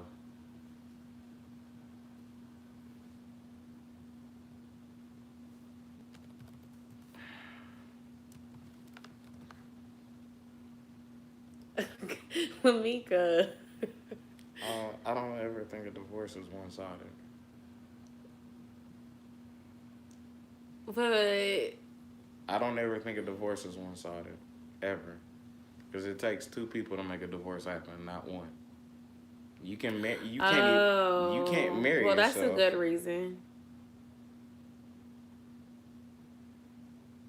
That's different, but even then, it's A drug addiction, okay. but was the drug addiction not there before everything started? Ask her. That's what Why I'm you asking. I'm whispering? not Nobody asking can hear you. that. I can. Well, I was gonna say I Like, can call. I can have Des call you like, and put you on speaker. You want me to call you for real? cause it's Hold on. somebody was saying the other day on this. Call her. Let her tell. I don't have her number and we're on live right now. I would have to call later.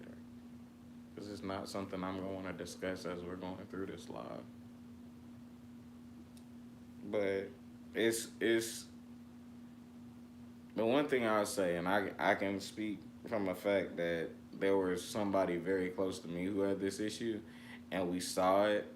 It was not something that, and I'm not saying this is Lamika's situation, but this is a situation for somebody extremely close to me, who me, and a lot of other people in tow saw it, and that person did not, until it became a point where that honeymooning phase was over with, and then it came to fruition. But me and a lot of other people, we all saw it, and it wasn't like.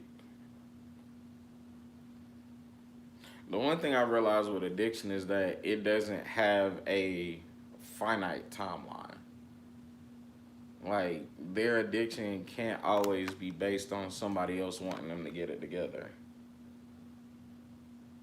Yeah, you do, but it can't be an ultimatum. Like, that's the only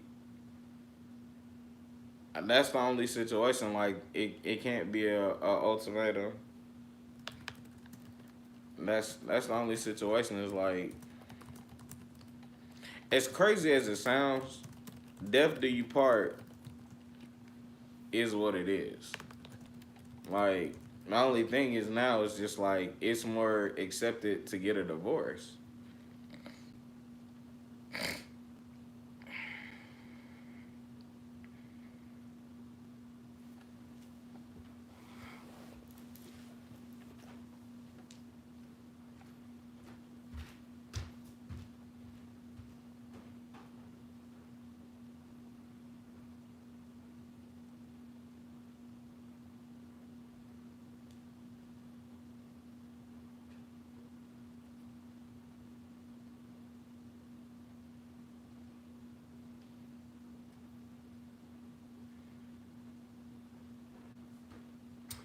I agree, D.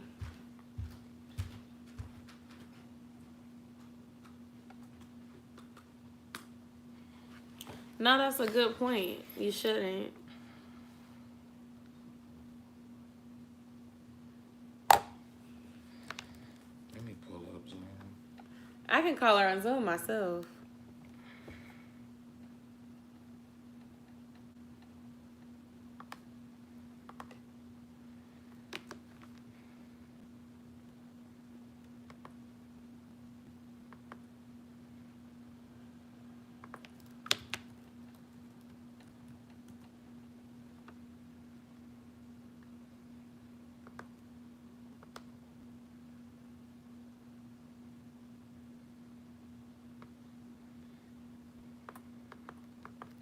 Hold on. So do y'all want us to change the topic or not? I'm seeing some of y'all say no and some of y'all shouldn't. I can call you on Zoom and then I can turn the sound on so they can hear what you're saying. I would have called you from my phone, but I'm using my phone to stream. So I'm going to call you from my computer. And then I'm going to turn my sound on for Zoom so that they can hear what you're saying.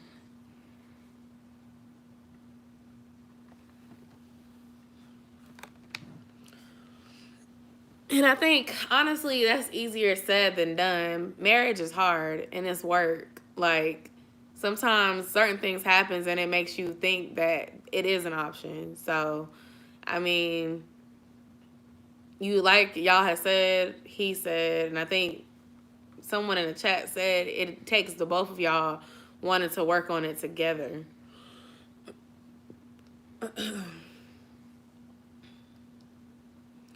I think adultery and abuse are good reasons, but it can be other reasons that cause you to break up or get a divorce too. Right. I used to think that it was the same thing, just adultery and abuse, but that. it's not just adultery and abuse. Addiction could be one. It's not even just being mistreated can be one. Family can make y'all get a divorce. It's just other things that can cause it. Outgrowing each other, not being in love anymore can make you get a divorce. I don't even think that's a valid excuse of outgrowing each other and not being in love, because that's just a work issue. Or like lack of consideration, like, or I don't know, like maybe they don't abuse you, but maybe they abuse the kids. Like, it's just different things. I can't explain, but like just different things can happen.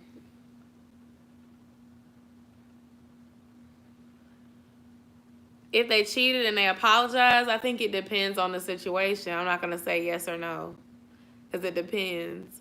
But I will say regular cheating is gonna continue being cheating over and over and over again. So if you do cheat, you can't just go back like to normal and just gloss over it. Like, it's gonna take work to fix someone that cheats during marriage. I think it's okay. You just gotta analyze the overall situation too, because sometimes you play a role instead of cheating, but that's not the way you're taught to address it.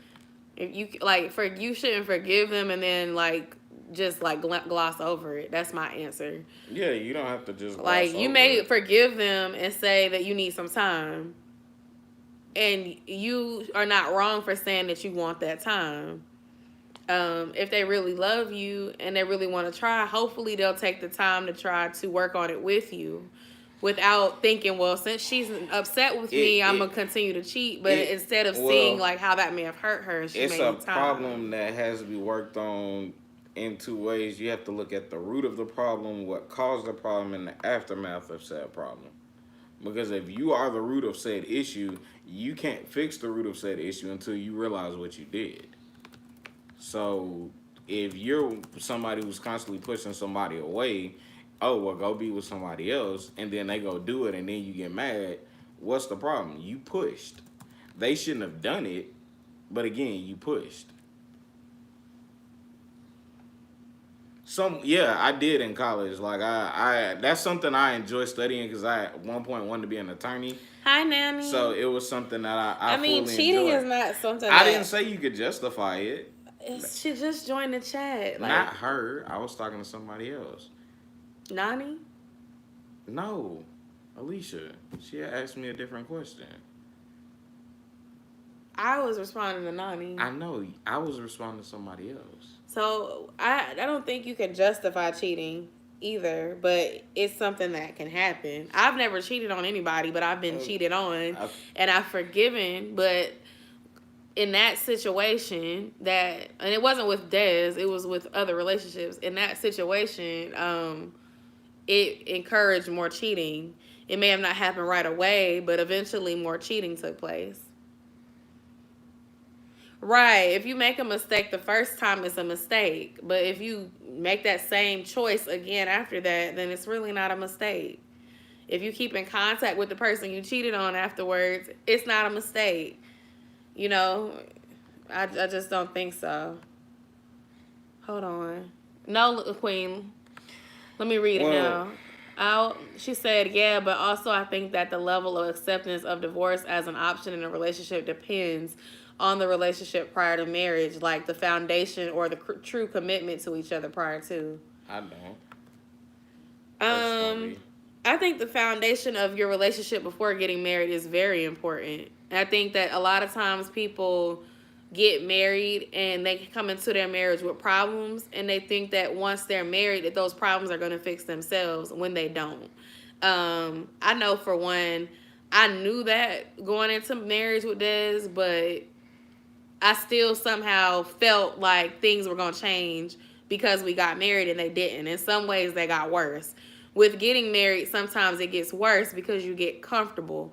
Like, not because you don't care anymore, but you're married now. So there's this permanent feeling to it in which you don't want to change things because you're stuck on how they were when y'all fell in love or whatever. So you're not necessarily like, oh, well, your husband could say, babe, this bothers me. And you're like, I've been doing this the whole time. What do you mean?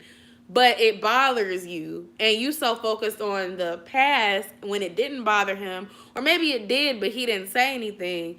That you're like, well, that's just the way I am. And it's like you have to understand that you're going to change. He's going to change. And that y'all both are going to have things that y'all don't like. And y'all may speak out on it, and those things may change. Or just like certain traits about a person. Marrying you does not mean they're going to stop doing it. Getting engaged does not mean they're going to stop doing it. Moving in together does not think you got to start doing it. I won't say you have to change, but you have to compromise. It can't just be all about what you want or all about what your partner wants. It has to be a mutual stomping ground for the two of you. And if it's a certain thing that is going to tear y'all apart, if it doesn't change, then you may want to consider changing it if it's not something that takes away from the core of who you are.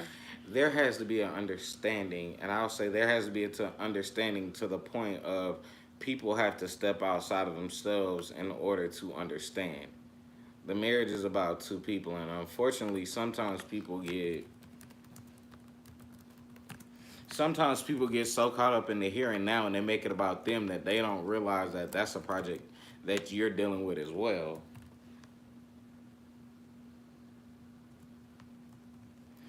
So it becomes something, there has to be a mutual understanding. There doesn't always have to be necessary agreement, but an understanding has to be established. Because you're not gonna agree on everything. You'll understand where somebody's come from, and sometimes you can't understand where somebody's coming from, because they are they are they're only understanding from their point of view. So they might not be able to understand from your point of view, but there has to be something where you guys come to a mutual understanding, if not always an agreement, to sit up here and say, you know what, this is our understanding, and that's it. You might not even always agree on it, but it's something established. No, because you're not always gonna compromise, and that's something that people sit up here and say, "Oh, well, I'm gonna compromise, do this." You only feel comfortable compromising 9 times out of 10 when it's something you truly want. Compromise is not a win for either person. It's a middle ground that works better than one person not getting anything out of it, and the other person getting completely what they want. I think that compromise is important. It's not going to always happen. Sometimes one person is going to get what they want, and the other person is not going to get what they want. Yeah, but that's not a compromise, though. That's not a compromise at all. That's literally somebody agreeing to something they have zero. It's meeting halfway, exactly, and not being selfish. Not always, because in marriage, most times guys are not taught to compromise; they're taught to accept. Why are we talking about depressing stuff on my birthday weekend? I want to know that too. That's been my question. That's been my question of the day all day. Pause. Maddie. Why is this depressing? If this is life, I don't see your question.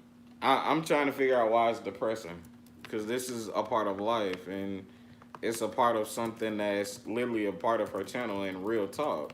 So why is it depressing? This is something as far as marriage that people, if they ask about and they want to know, this is not depressing, this is life. If you think marriage is depressing, that's cool, but it's not.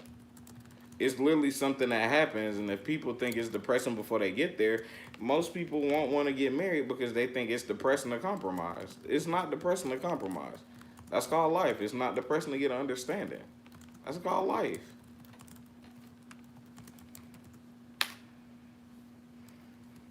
Yeah, I find it interesting too.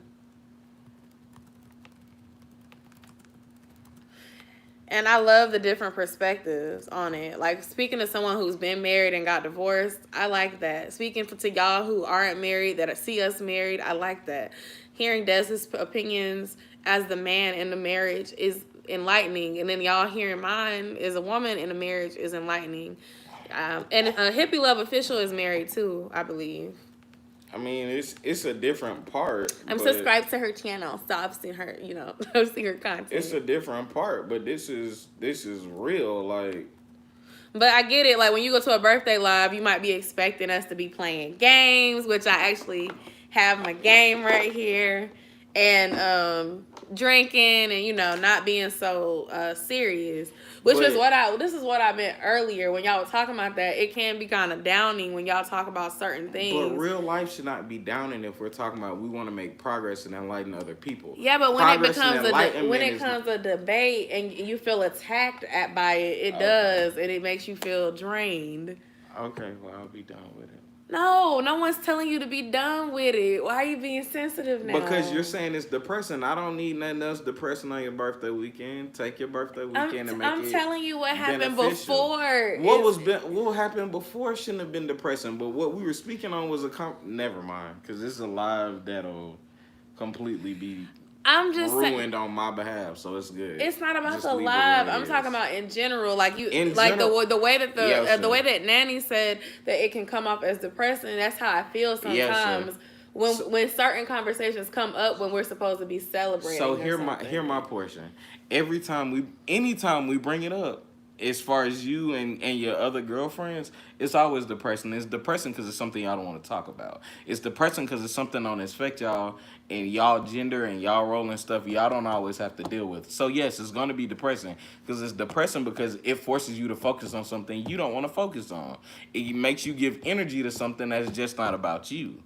So yeah, it's going to be depressing because now you have to step outside of yourself to acknowledge it. It's okay, but if it's depressing, we don't have to talk about it.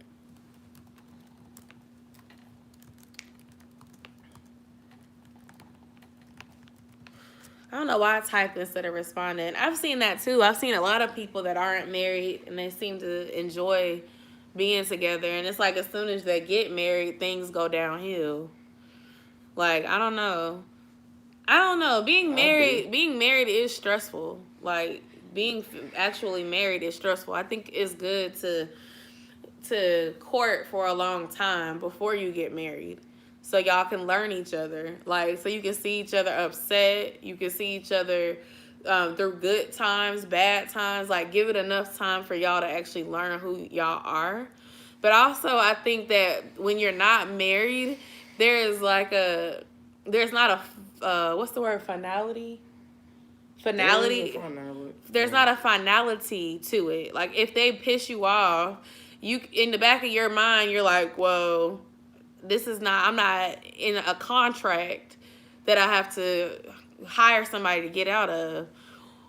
It's like, even if you're committed, you're not in that mindset like when you finally That's finalize it and you get married. But that's a problem with a mindset before you enter a Oh, my relationship. back If is you're itching. committed to the person and the relationship, that should be on your mind. But if you're not taught to value the Foot is person that swollen. you're with and the relationship that you're in, it's never gonna end up like that, whether you're married or not.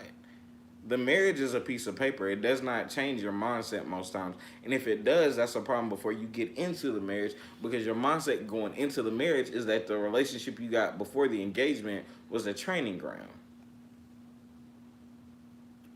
I'm like, why I can't see it? And it's because his text was all the way decreased.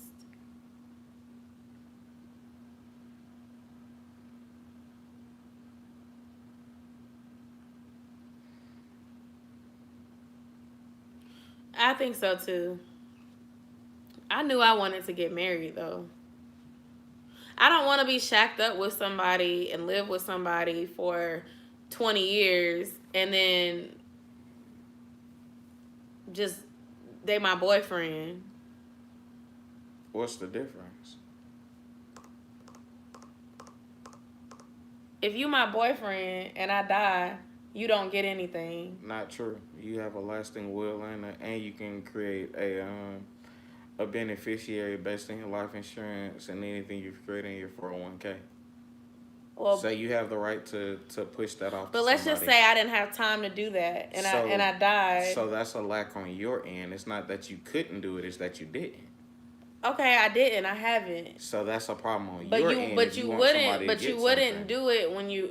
I mean, never mind, because you gonna. If I say that, you're gonna say some No, people go do. ahead. But Go ahead.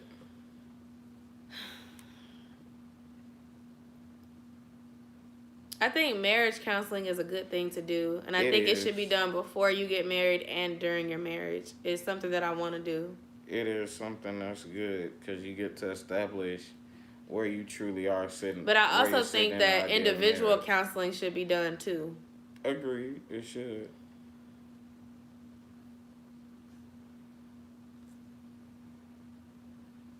Marriage counseling before will help you open your mind to things that y'all may have not talked about together.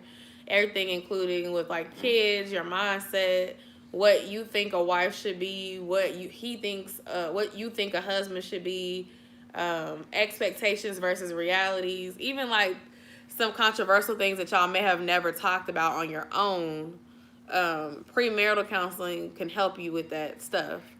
And then marriage counseling during can help you with the adjustment because it's hard, especially if you like don't live together before you get married. Because living together is another adjustment. It really is.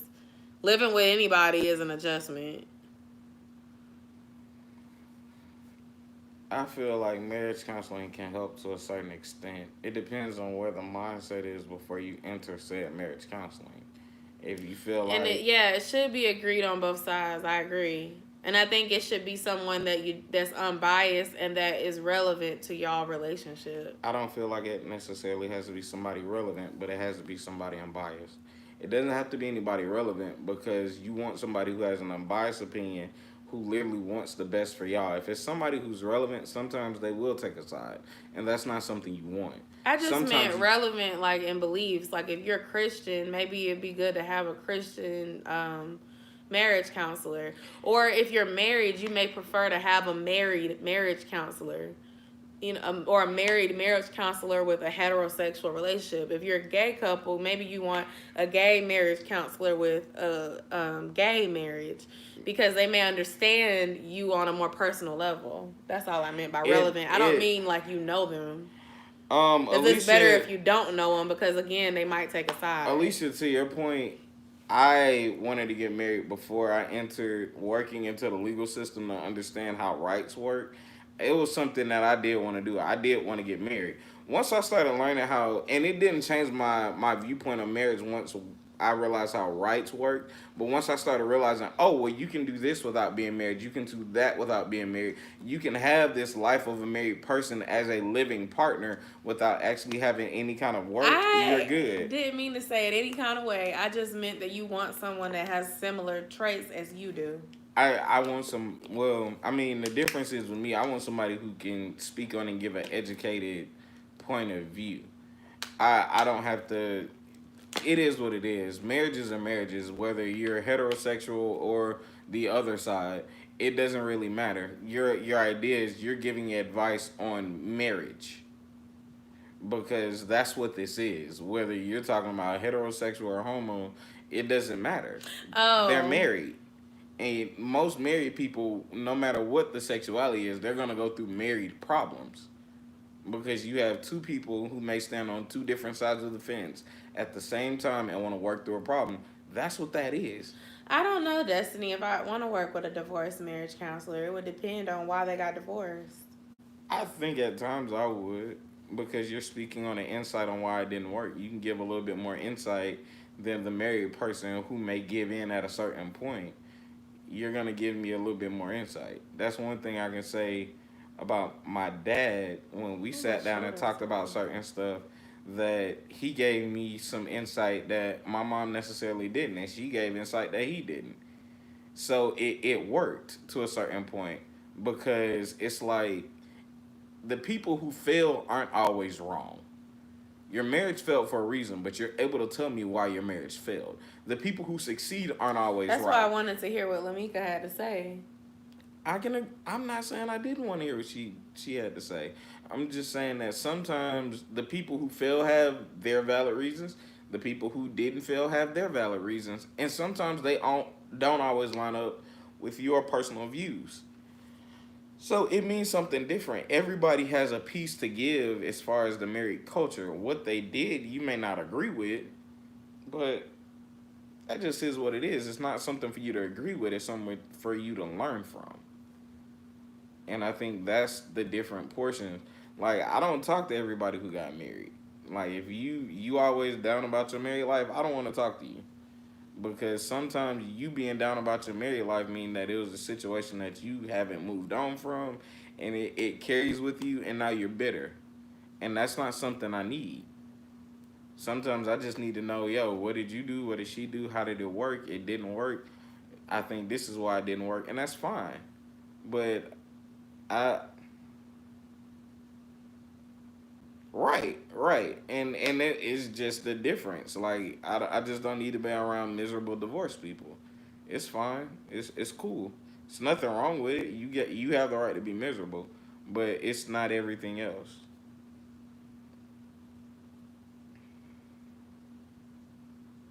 Oh yeah, I don't love love. It's cool to be in love, but I don't love love. Love don't love nobody. I think love is a beautiful thing, too. It is a beautiful thing.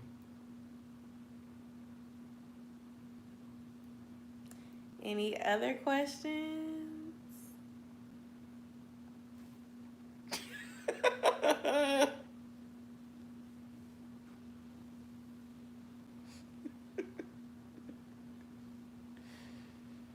It's just, I mean, it's something different. Right, it is. It's literally defined by the person, how they see it, how they view it, and how it works. And sometimes it just don't line up with the other person and how they view it. It's just different. And sometimes when you love somebody, it don't mean it's just somebody that's a long-term thing. It's fine. It's not a bad thing. And I'm not talking about Yo-sha before people start shooting questions. Yes, we're gonna have to share your story on another session. I'm gonna write down your phone number so I can Zoom call you from the computer next time. Cause I wanted to hear your perspective. Maybe it'll come up again another time.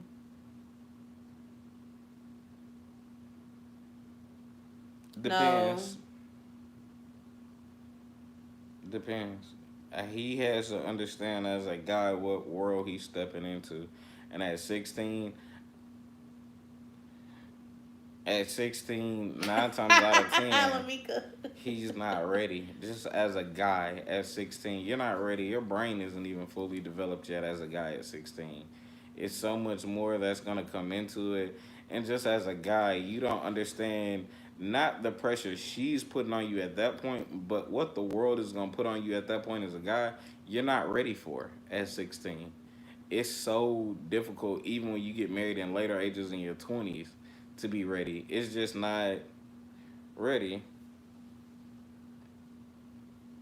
I wouldn't tell Josiah to marry a woman just because they had a kid either. I'm not telling him to do that. That's stupid. That's absolutely idiotic to say, oh, just because y'all had a kid, you got to marry her. I'm not telling you to do that. I'm not telling you to throw your lifeline down the water just because y'all had a kid. Y'all can coexist without being married. The two of y'all just need to have your head on together and understand it's a business partnership and not just something where one person got the upper hand. That's not what it is. But no, I wouldn't encourage Josiah getting married at 16. Same thing my dad told me at 22. You have so much more life to live at 22. It's so much stuff you don't know. Why would you do that to yourself? Not that she's not a good person, but if that's who's there for you, she'll be there later. It's fine. It's not a finite timeline on it. You thought about getting married at 22? Yeah, I did. And my dad definitely sat down and had the conversation of, you're not ready for that yet. Because what y'all are talking about and what everything else is as far as the people who are influential to y'all is not going to be the same after that I do ends. So what changed 3 years later? I trusted you more.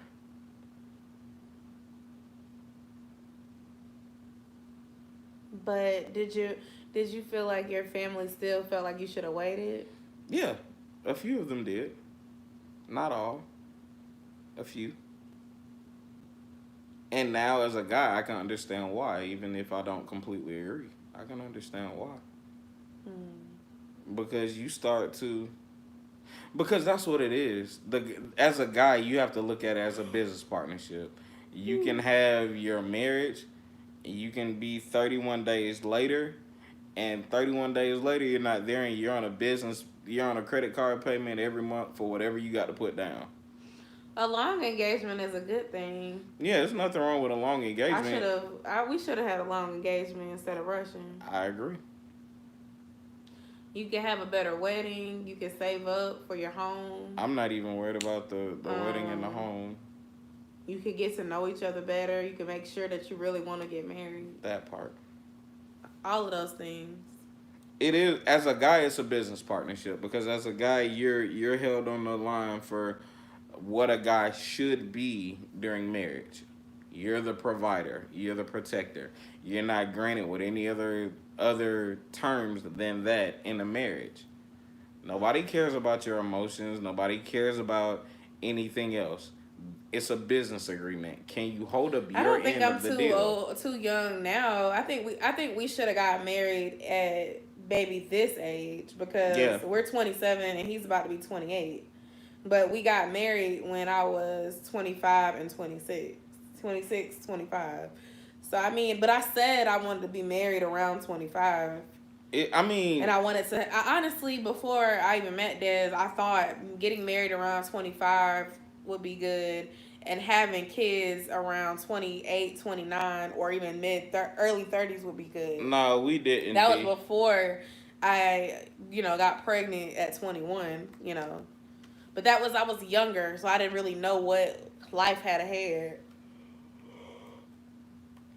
I don't like that statement that marriage is a business either because I don't view it that way. And it offends me when he keeps saying it, honestly. But I can't take away the way that he views it because his experience is different than mine.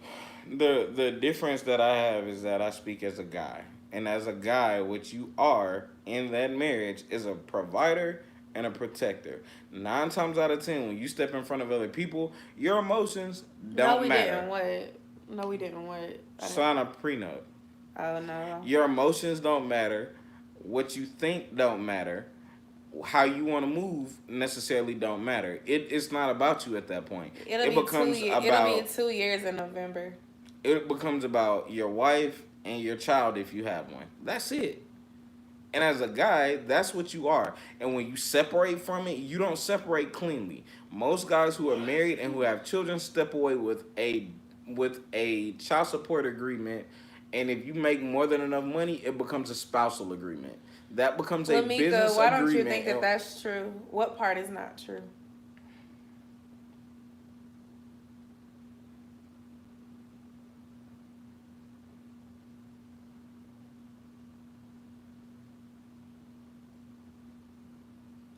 Well, what if the wife decides to divorce you and she doesn't want anything from you? That's a rare occasion that a judge decides upon. Very rarely does a guy who makes way more money and has been putting his wife in a certain lifestyle not pay spousal support. But if y'all haven't and you don't want that, why don't you just say, I just want to be divorced? That's fine, but that depends on I don't want anything from you. It depends. I don't want you to try to get anything from me. Just go separate ways. It depends. Why does it always have to be like the negative gold digging type? I didn't say it was the negative gold digging type. What I'm saying is the guy very rarely gets spousal support out of the other side.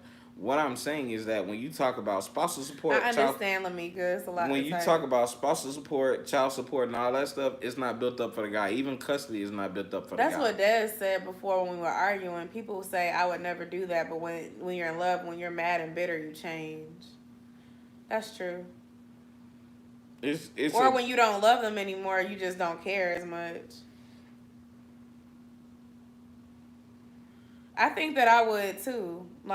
Because anything that involves me still staying connected to you is keeping me attached to you. If I choose to move on and we don't have any kids together or anything, then why do I want to go after something that you have? Because unless you got it because of me. No, because a divorce is not always just a clean divorce. It becomes a contest of who got what better and who got to stick it to who.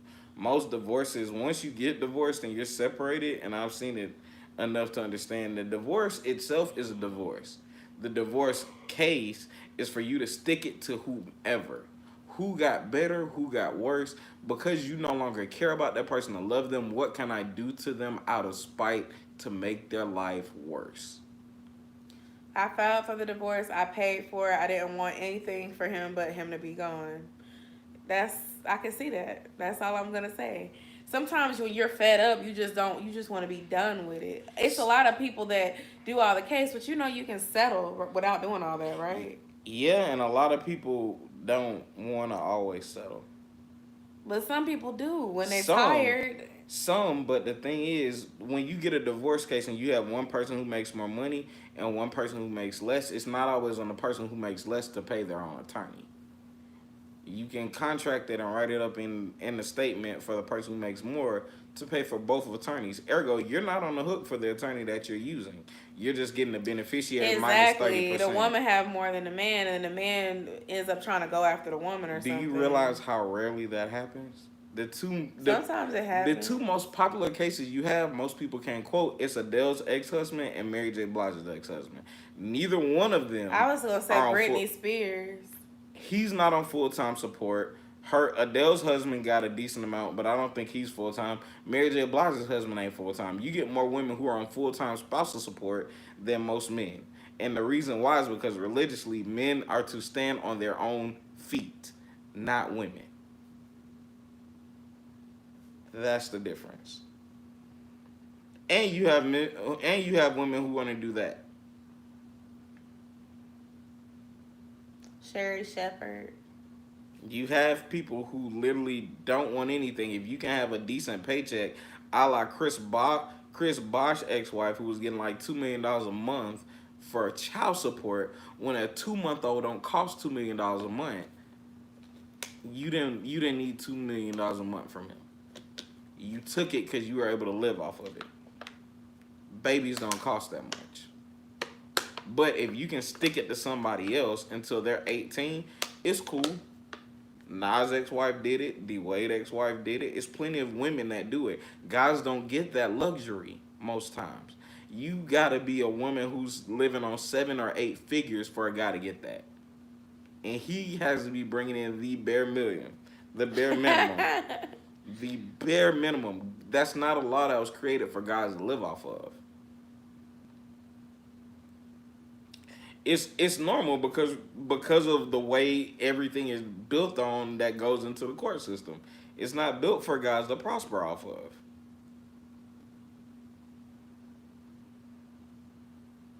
Mm.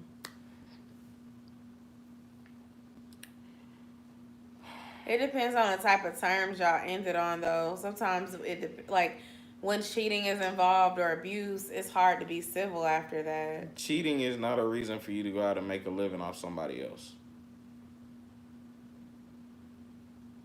Abuse, maybe.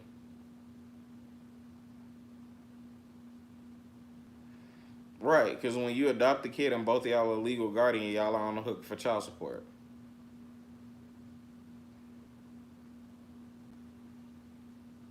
It is just a different thing. Guys don't have the same luxury. So when women sit around and talking about why don't guys want to get married, that's something that guys have to consider. Guys don't want to have a kid. That's something guys have to consider. Because whether you don't pay You want kids? I do want kids. With me? Yeah. But also, I mean, I have an understanding too. No, it doesn't, but yet it says he who finds a wife finds a good thing. And it don't say nothing about the woman who finds a husband finds anything other than what it says. Yeah. We know you didn't. It just made me laugh. Damn, D, you and Des think the same way. Because it's not. Outside of religious aspect, there is nothing in line for him for it. Because you're always... I said that, Alicia, but Des argued me down. I said that earlier. No, we don't. Not nowadays, we don't. Look at your job market. We don't. But look at abuse, look at child support, look at spousal support. Even if you get a higher paying job and you get divorced, where is it going? You're not living off of it. What good does it do you? 33% of your check goes to your kid. Not really. We're living in the Me Too movement right now. If you can see how many guys are losing jobs because of Me Too without valid evidence, we have a case. Right. And the thing is, even in the guys who did it, women will complain about Harvey Weinstein all day. Yeah, Harvey Weinstein has slept with more than enough women that included Golden Globes, Oscars, and Tonys to justify. And not even justify what he did, but the women who slept with him slept up, got paychecks, and then looked down upon him because they decided to do something nasty with him in order to get a paycheck. Sorry, you don't have a valid argument. You knew what you was doing when you walked in the door.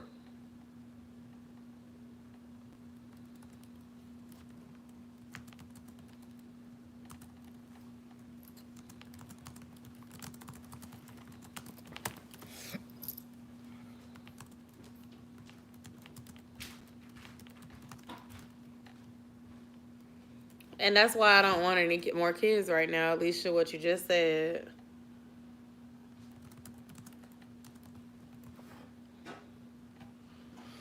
I'd like to see probably another 10 or 15,000 a year from my income before I have another kid.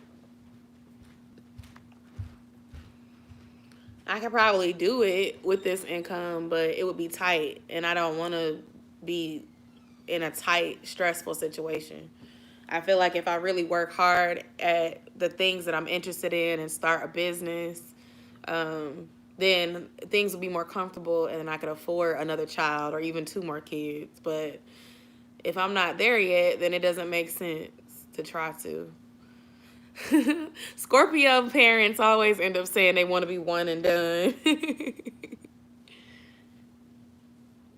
Childbirth will make you say you only want one, but they're so lovable that you end up wanting another one. Saya's almost 5. I'm like, oh man. Some of my friends have small babies, and I'd be like, oh, look at that baby, so cute.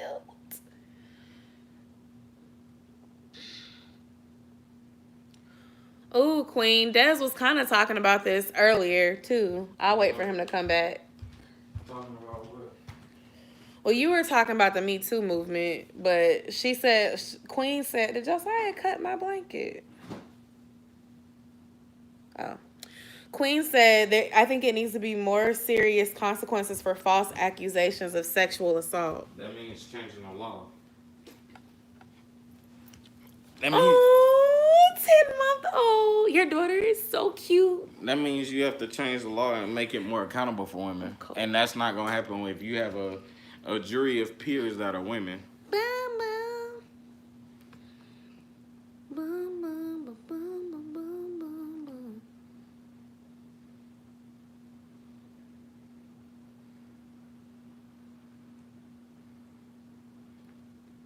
That means laws have to be changed, and it's not popular for laws against women going into the Me Too movement of being in a, how do I say it without being offensive? It's not absurd. I don't know, but when you're talking about we're moving up as far as the patriarchal system, and you're looking at a woman, it's not going to be progressive for a woman to be able to move up if you're talking about we're going to hold her accountable for the stuff she lied about. That's not a normal thing. So it's a patriarchal society to an extent. What you're having now is more the difference between the patriarchal society then and what we're talking about now is that the men's say so was final, and that was what went. Women had no say so. The system we're in now is slowly patriarchal, but moving. They're moving to a point to where now you're moving for a system where, hey, women are going to be equal. Once you get to an equal point, there is no patriarchal society. There's an equal society. So now nobody's the victim. And when nobody's the victim, we can't say, oh, well, women are treated less than. No, you can't go by that. But the thing is, to be quite honest, a lot of people don't want that. We want to be progressive, but we always want to have the foot up to say, you know what? We want to be a little bit less than so we can complain. It's not progressive. I mean, it's Are you talking about Caucasian men or African American men? I'm confused because unless you got a 6-digit pay scale, you really ain't got nothing. Most men living under a certain amount of wealth and a certain amount of power don't have that luxury. And if anything, they're held at, and even the men who are held higher, who don't have the right lawyers, are held at a discount. Okay, yeah, that's different. And even some of them aren't even some of them, when they get certain allegations, they're let go. It don't mean that the allegations are true. That's the problem with the Me Too movement. We make moves before we understand truth. Even Jenna Jameson made a, not Jenna Jameson, what's the chick who used to be a model, real jacked up face? I don't know. I can't think of a name. It's not Jenna Jameson. Dickinson. What was her name? Janice Dickinson? Yeah, that one. She made a false claim, came out to be true. What was her punishment for it? Nothing at all. Proven false. Nothing at all. Yeah, nothing at all. Harvey Weinstein, which is who I was just talking about. It's more women who will sit up here and be glad at the Me Too movement, and there are some who will look at a Grammy right on their wall, in which what they did to get a role, which was not that somebody forced you to, but you coerced yourself in order to have a movement for a job, in order to do it, to put a Grammy on your wall. Because this is what you wanted to do. You had the right to walk in or out. But because you wanted your job, you stayed. You coerced yourself. What he did was wrong. Completely wrong. Shouldn't have happened at all. However, when you chose to do it in order to get that job, you knew what you were doing. And you knew it was jacked up. However, you did it. Now you want to wait till 15 years later to say, you know what? I'm going to wait till 15 years later after I got my fame, power, and glory to say he did this. I'm not rocking with it. Sorry.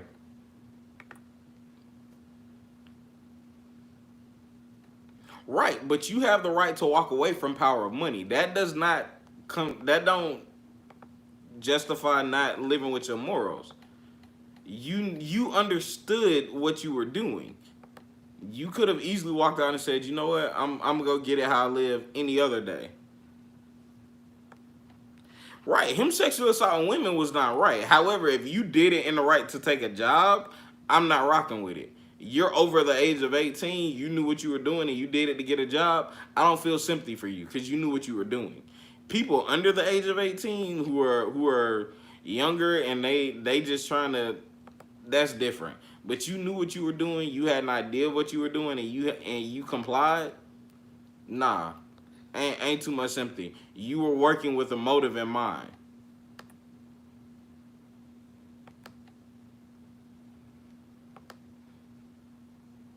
Right. You're not holding yourself accountable because now you have something to hop onto with the Me Too movement. I'm not rocking with women who on the Me Too movement and sitting up here and saying he forced me to when you know you did this to get a job. Nah, you get zero sympathy. You did it because you wanted the job. And that's what came with your job, so be it. If you want to be that kind of intern, that's what kind of intern you were. I feel zero sympathy. You made your choice. Stand on it. Say you did what you did. But don't do it just because it's popular to sit up here and say somebody else did something to you. I'm not rocking with that. That's dirty. And it's slaw.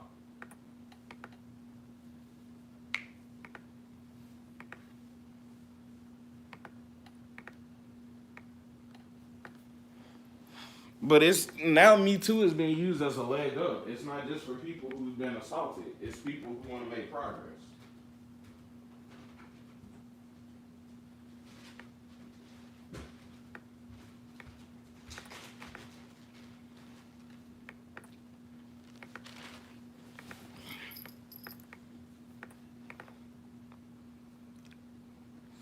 I'm not against the Me Too movement. I'm against people who abuse the Me Too movement to make progress. If somebody did something to you, you have the right to speak out against it. I'm not saying that. What I'm saying is that if you complied and now you want to use the Me Too movement to look better in your own light, I'm not with that. I'm not with that. If somebody did something dirty to you and you couldn't speak out on that proper platform, now you have it, cool. Nothing wrong with it. Hold them accountable. If you did it and you knew you did it and you did it to make progress, don't use the Me Too movement just to look better now for something you did. That's not okay. Because now you're not even holding yourself accountable. And you're willing to sit up here and ruin somebody else's life because you didn't hold yourself accountable on something that wasn't a popular decision. That's not okay.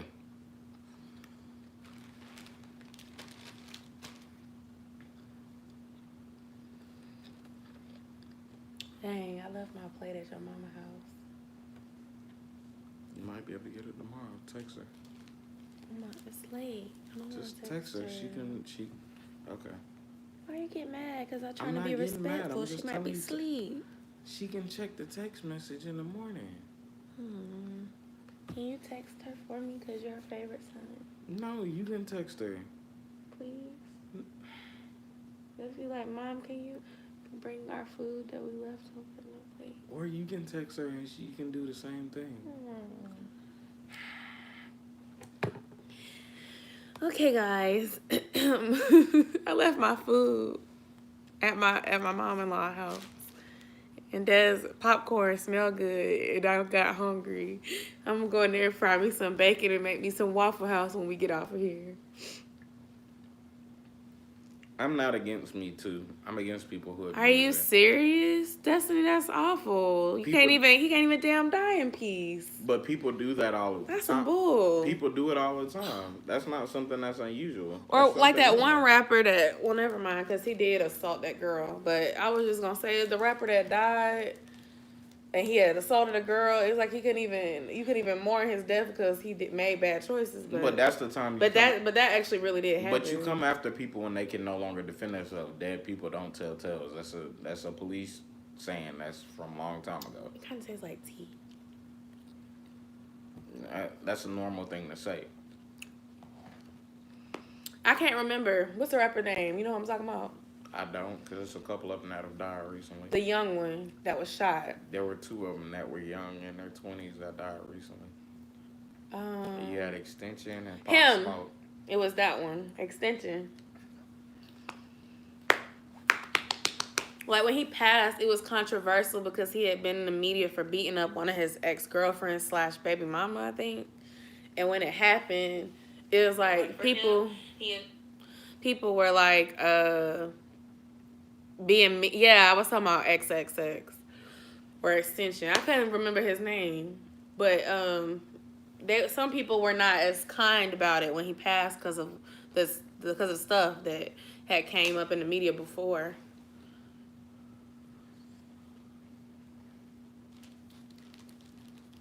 Dang, that's so don't think it's right to awful. I don't think it's right to drag people through the mud after they've passed away.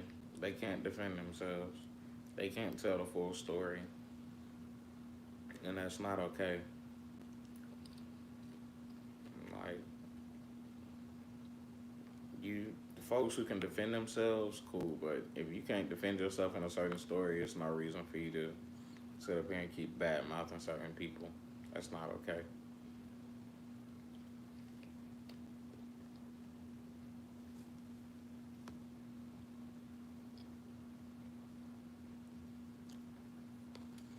It did, and it's sad.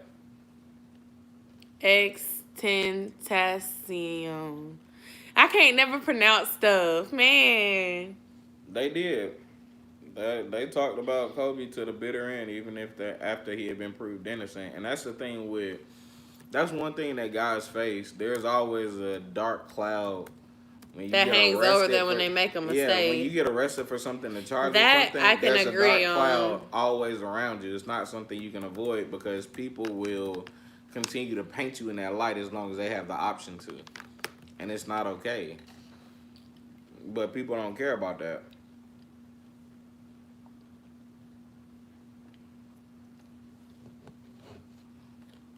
And that's something that's really messed up. But yeah, they do occasionally, to an extent. But it's not something that's gonna hold the same. In my personal belief, not all the time, because they're not gonna. It's not as popular to drag a woman through the mud as it is the guy, especially a high end guy that makes a lot of money. Don't grab the same ratings. Alicia Keys got dragged through the mud for a little bit, but not full term. Like, ain't nobody still dragging Alicia Keys through the mud right now. We got a 5-pack of Chargers with $13.99. Like, people are dragging Alicia Keys through the mud for long enough for them to get they clickbait out of it. And once it's no longer clickbait, they move on to the next person to drag.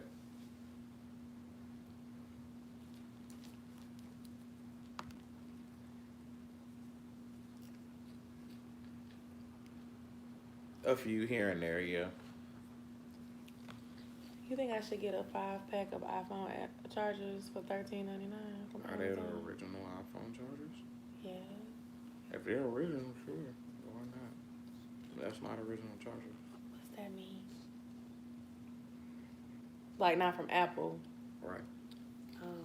I mean, if you want to, that's fine.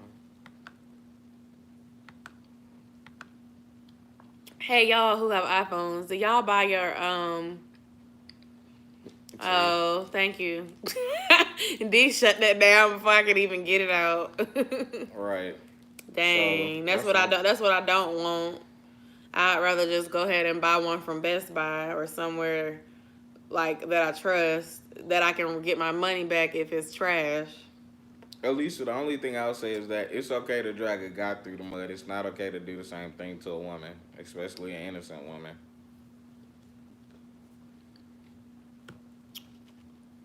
It's okay to drag an innocent guy through the mud, not an innocent woman. Ooh, I don't buy chargers from Best Buy. Best Buy be taxing. You an Apple charger? I don't buy anything from Best Buy if I can help it. Hmm.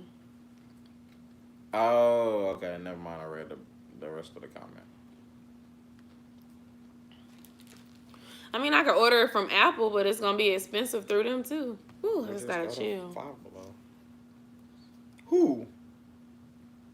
Or as New Day would put it, who? Who?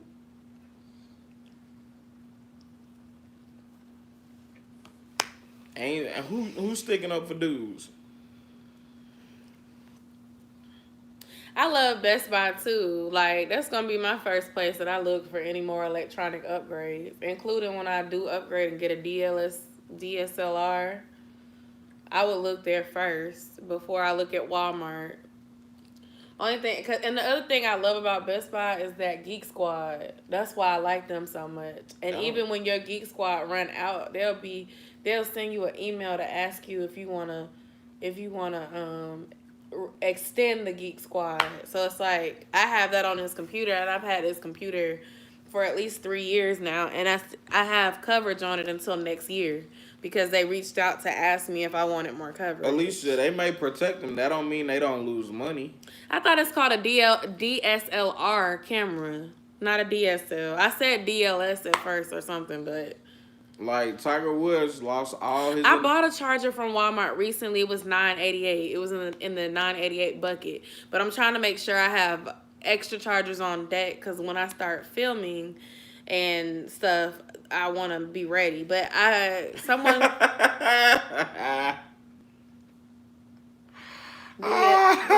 a DSL? I'll tell you after we get off live. I'll tell you after we get off live. No, I'll tell you after we get off live. I'm finna Google it. Dad don't tell me what it is. Destiny know what it is, and I do too. I done knew for about 15 years now. Wait, is it something slanging? No. Oh. See, I typed it in and Google being innocent. It says cable. DSL Urban Dictionary. I'm too nosy to wait. You would think she knew by now. That's not what she talking about. Oh, I was like, let's change the whole subject. That ain't what she talking about. That's too innocent. You just scrolled past her definition. I have heard that before. It went right over my head. Oh. Do I have those, y'all? Let me see. Hold on. I need chapstick. Let me back up. Skirt. Never mind.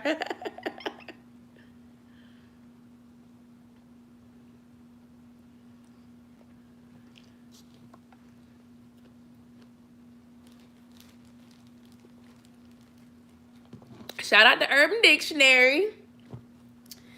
Taste my drink. It tastes like some watered down tea. I'm good. I don't want it. I'm good. Give me a hug. I don't want the liquor. Give me a hug. I'll give you a hug. I don't want the liquor. Want to play a game now? I don't. Yes, let's play the game. Whoever loses has to take a shot. I don't want to play the game. We played that game Wednesday. I don't want to play the game. We didn't finish the game Wednesday. I know. We were supposed to finish it today, remember?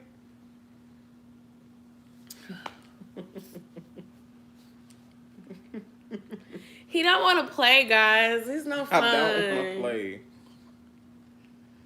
Okay, well, just keep on asking questions, I guess.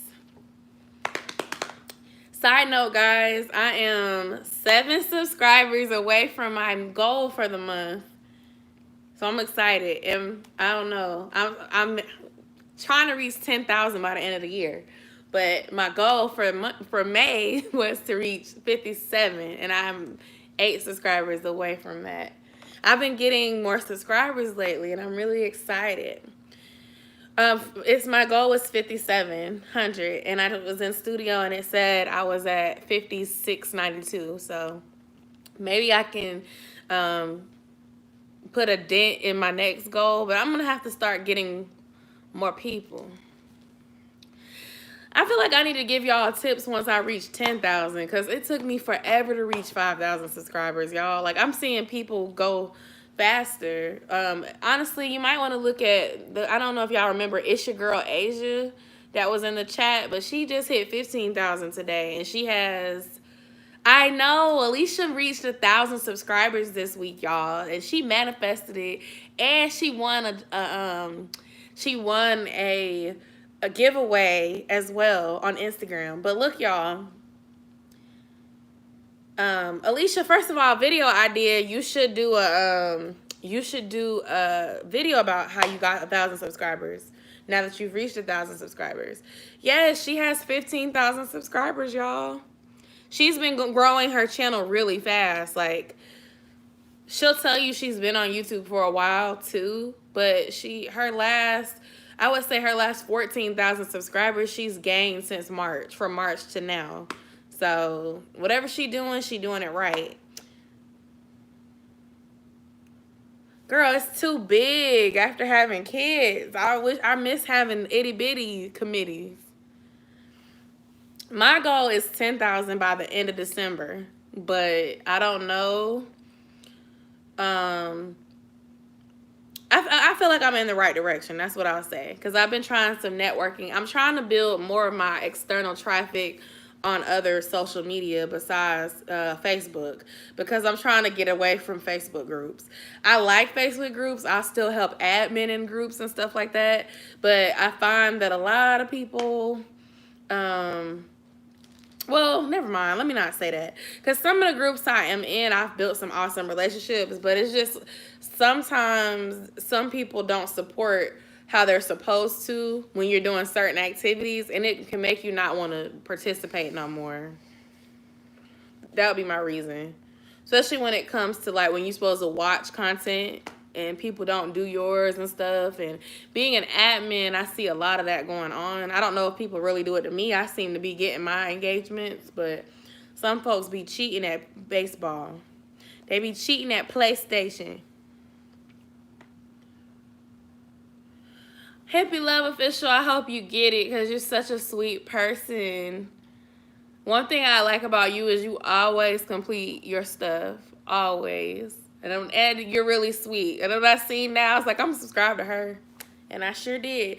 I don't mind subscribing to people that are like, that I meet on Facebook. It's just that I actually just try to, like, make sure I'm going to support them again. Because once I subscribe, I'm going to randomly support you at random times. Not just when we're on Facebook. Like, if I'm bored and I see that you upload, I'll go watch your video. I do that all the time. I just don't like when people try to, like, make me do sub for sub with them. Like, I don't think sub for sub is a good thing to do. Some people do it and it helps them get 1,000, but I'm just saying, just know that once you do that, you're gonna have to really work for it. This is her channel. Let me see. She might not. Let me see if I can still mention her. It's here. Asia. It's not letting me mention because she's not here anymore.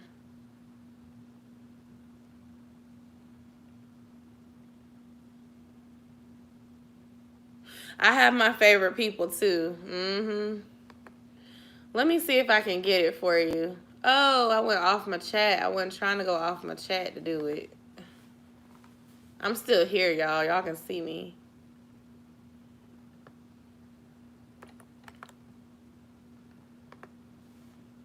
I'm going back now.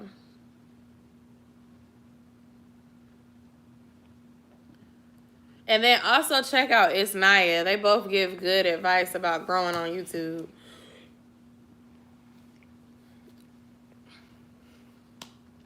I give advice on it too. You have to get it verified. I heard it could take up to a week for you to get your community tab.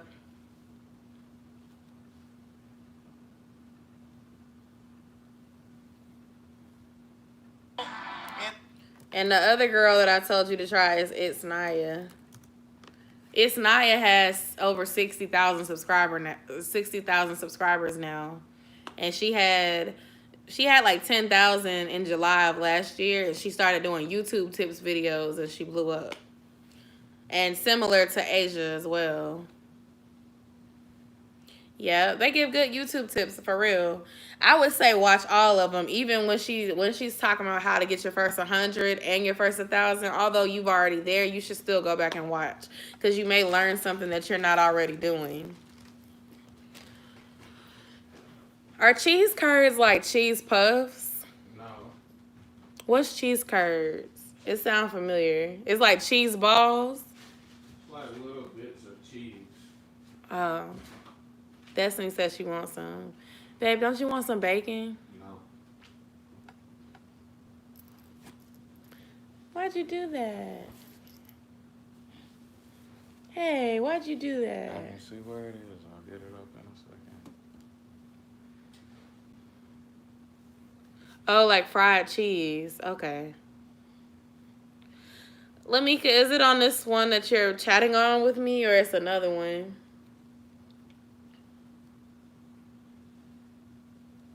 What's your new snack that you made?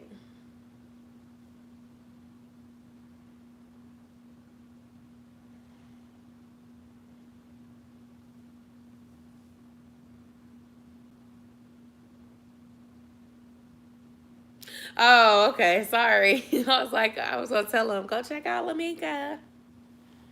I think it's great that you're bringing education to YouTube, and I hope it reaches some kids all around the world and helps them out.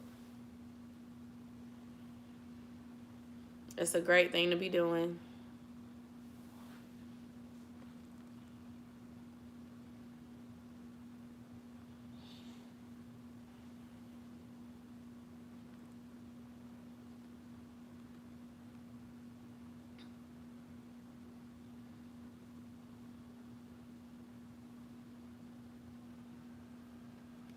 Yeah, shameless plug. Come through with it. I need better thumbnails too. I feel like that's what's holding me back. And you're right, they do take forever. I'm not gonna lie, I can see why some people pay people to get you should do that video. I feel like some people do. Wait, I'm not talking right. I feel like that's why some people pay somebody to do their thumbnails.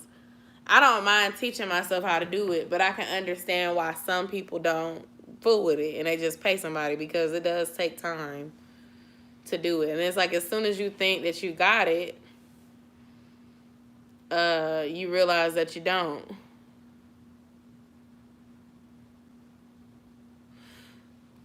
Hippie Love Official, she just hit 1,000 like 2 days ago. Sometimes it takes a little time for it to stick.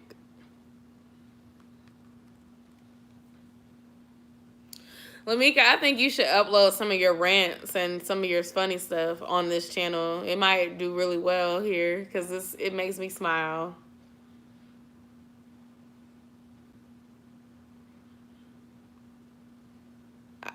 Yeah, I can't wait to pay somebody too, or at least pay someone to teach me how to do it so I'm not guessing. And then it's like some apps I know can do it, but then they cost money. And I'm like, damn, I'm not trying to be paying for like all these different apps just to get this stuff uploaded. But it's different if you're getting paid. You know what I'm saying? If you're not getting paid, then you trying to use the free. You getting paid and you can, you making money that you can invest to pay $5 a month for this app so that you can take the background out and then pay $15 a month or $20 or however much it is for TubeBuddy and all that, then cool. But I ain't making no money yet, so I'm just trying to get it right, get it tight without spending all my money. Then I just bought an iPhone. Like when I do my taxes next year, I'm gonna have all this stuff that I invested is going. I'm writing it off because this is a business.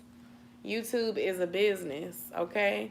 And we done been in the negative for a little while because ain't nobody making that much money over here. Not directly from ads or anything yet. So YouTube is interesting. Yes, business. And I feel like you just have to keep going, keep trucking along. I did do a video like that, and people did watch it, but it didn't take off like I thought it would. The video was called Things I Wish I Knew Before Getting Monetized. Maybe I'll do a part 2, like reality about being monetized, and try to remember some stuff that I didn't say in that one, but I did do that video already. And what you're saying is what I said. I said you do not make money just because you're monetized. You have to make $100 a month, and it's hard to get there. Especially if you're a smaller YouTuber and you just have 1,000 subscribers or under 10,000. Like, this is the thing. I'm going to do a video about this soon, and it's going to be about collabs. But what I really want to talk about is the fact that people think that when you have, like, more than 1,000 subscribers, you're big. Or if you have, like, 5,000, 8,000, 10,000, you're big. To an extent, yes, you are. You might have a following, but the thing is, you're really not a big YouTuber. A bigger YouTuber is like someone who has a play button. They actually have a following. Even if you have 50K or something. The truth of the matter is, you're still kind of a small YouTuber if you have less than 10,000 subscribers. When it comes to businesses sponsoring you, when it comes to you being able to charge people for stuff, not necessarily for your skills and consulting and that sort of thing, but I mean, like, bigger creators can charge for promo and they have enough metrics to back it up. Or bigger creators can charge a brand to shout them out on their community tab or on their story as social media packages. But a smaller creator of under 5,000 may not be able to do that. So I guess what I'm trying to say is that don't be afraid to network with people that have a little bit less than you while you're still small, because if they have a similar niche as you, or y'all have similar content, or you just vibe with their content, then there's really nothing wrong with you collaborating with that person, because you haven't made it yet. So it's not like, if your views are not there, you shouldn't just be like, oh, well, I got all these subscribers, so I'm not gonna collab with this person. Or I got 1,000 and they got 800. I'm like, boo, y'all about in the same category. One video could put y'all in the same lane. Yeah, like, don't be afraid to network. I'm about to start reaching out to more people who are in my niche. I don't care if they have more than me, less than me. I've been on here long enough to know, like, okay, you have more subscribers than me, but I have more views than you in total. Check me out. I know my stuff. Or, you have less subscribers than me, but we in the same niche, and you're consistent, and you upload regularly. Those are things that I'm gonna do tips for things to look for when you collab, and basically talk about how you can't just go off of how many subscribers somebody has, because someone can have a bunch of subscribers, but they only getting a certain amount of views every time they upload, or they don't have a following at all. But you have all these subscribers, what that looks like is you either bought some followers or did a bunch of sub for sub. That's not going to get you anywhere. A lot of businesses look at your views, not your subscriber count. If you are a small channel, but you averaging over 1,000 views per upload, you're going to probably get more success when a business is looking for a small YouTuber to collaborate with than somebody who has more subscribers but they ain't getting nobody on their channel. Which is why I've been telling people that I'm working on views and watch time more so than subscribers, because I feel like once people actually watch me, they'll realize of the type of content I give and my personality. Or if you just join me for a live, you'll see, the type of person I am, and you'll want to stick around. But the key is just getting more strangers over to your channel to watch. And yes, you can network on Twitter, YouTube, GroupMe, Facebook, Instagram, all that. But understand that if you're networking with other creators, they are also trying to build their own platform. So you can build great friendships with creators, but they may not always be available to watch your content, which is why at the end of the day, you really got to look for folks that are like your target audience. I want to do more lives too. I have been doing more lives. I used to only go live on Wednesdays. Now I go live on Wednesdays and try to go live on one weekend day. I don't know how that might change in the future, but for now I'm going to keep it up because I feel like it's helping me stay connected with y'all, and I like that. And then a lot of times, like, if a video doesn't do well, you can go live and you can get that watch time up with going live with people. it's not just about watch time, but in a way it helps when you may not do so good on one video. You may get your watch time back with the live, but you just have to make sure that you're connecting with people and it can't be boring. Otherwise, you won't get no watch time. You'll be live by yourself and no one's watching you. So until you make it big and people just like stand to come and sit on your live with you, you have to really work for it. Being a small YouTuber is hard, but it's worth it. You just have to keep going, be consistent. And I'm to the point where I'm promoting myself unapologetically every day, somewhere. On my story, on Facebook, on Twitter, probably on my story. Like, I'm gonna do it. Alicia, for you, I would recommend searching on YouTube for the content that you want to create. I have a video coming up. I think it's going out this week on how to go live, like tips for going live. That video is already scheduled. My next YouTube topic that I haven't already filmed is going to be about how to tips for YouTube collaborating. That's the next topic. Someone actually asked me a question on Snapchat, so I was like, I'm going to film a video about that. But yeah, they asked me, like, tips for collaborations, not only just from other YouTubers, but when companies reach out to you too. So I was like, yeah, girl, I got you. I'll do it.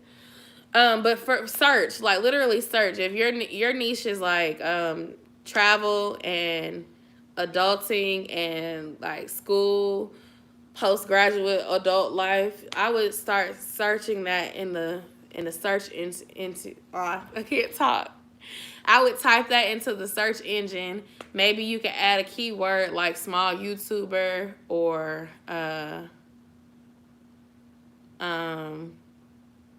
if you're trying to attract more black YouTubers, you can put black YouTuber travel, black YouTuber travel tips, black YouTuber postgraduate, just to see what's already out there, and then you can come up with some ideas like that. I'm glad to hear that because it's coming. I sure am. My best platform currently, probably Facebook. I built a lot of connections on Facebook. However, like I said, I'm trying to switch over and do more on Instagram and Twitter and Snapchat. I don't know if I'm going to make a TikTok yet. I think, like, man, I wish I had the time to really study and learn how to do these things. I'm going to try, but TikTok seems to be like the thing right now. A lot of folks on my Instagram put videos from their TikTok on Instagram. But I don't know. They always coming out with something new, and I be like feeling like I'm getting old. Thank you, Alicia. I'm trying with Instagram. I'm not gonna lie, I did some research before coming back to Instagram. And I will say, like, the stuff I read about how to succeed on Instagram, I've been applying it and it does work. The key to Instagram is consistency. You literally have to be consistent. Like, you have to post on there every day. And you can't just post. You also got to be liking other people's stuff. That's the thing. And I think YouTube is like that too. Honestly, if you engage with other YouTubers, it really can drive traffic to your channel. Whether it be the person that you engaged with decides they want to check you out, they end up subscribing, or you may comment on a video when the video is initially uploaded and be one of the first people to post your comment, but you actually watch the video and you leave a nice comment, and then somebody see it and they like what you said so much, they end up going over to your channel, they see your channel, they like your channel, they subscribe. So it's like, it's all about getting yourself out there so that people that don't know you can see you and check you out. But at the same time, be genuine with it. Like, I don't like inauthentic comments. That's not going to make me check your channel out. Unless it's just your profile picture gets my attention or something. But most times when people try to plug themselves and I can tell they didn't watch my video, I get irritated with them. And if they drop any sort of spammy comments on my channel, I will hide them from my channel. I don't want you on my channel trying to play games with me. I don't like that. Or just, like sometimes I do videos about making money online and then they start trying to drop a bunch of referral links. And I'm like, no, like, go make your own video and drop your referral link there. It's rude for you to drop your referral link when I'm putting my referral link on here as well. Unless somebody in the comments actually asks you, then that's different.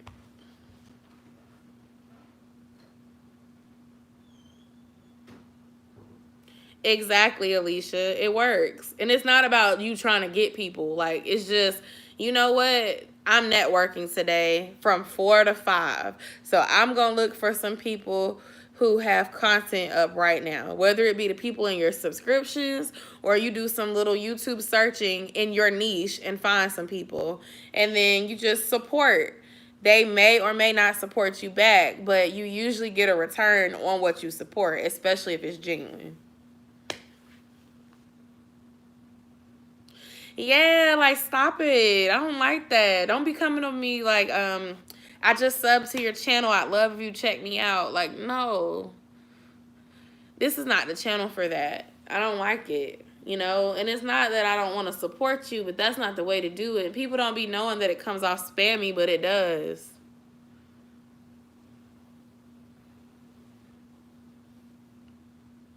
Well, yeah, the I want to be YouTube friends. I've been getting that. I've been getting that on Instagram a lot lately because I've been posting and I've been using hashtags. I'm like, look, I don't mind being YouTube friends, but a YouTube friend is what we're doing right here in this chat. It's us talking together, spending time. I watch y'all videos. Y'all chill with me on live. I should tell the story of my worst date. Oh my gosh, y'all. My worst date ever was with a guy that I had the worst sex ever with. And I told the worst sex ever story here on my channel. If you've been subscribed for a long time, you might have seen it. Hold on, let me see if I can find it. I'm going to link it for y'all so y'all can watch it tomorrow or something. Let me see if I can find it. But I should do the worst date ever video and then link it back to that video. Let's see. Worst sex ever.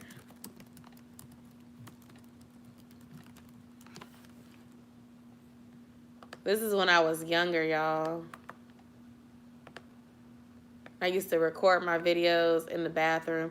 I got 1,000 views on this video. What? I didn't even know. The YouTube bots, I don't know.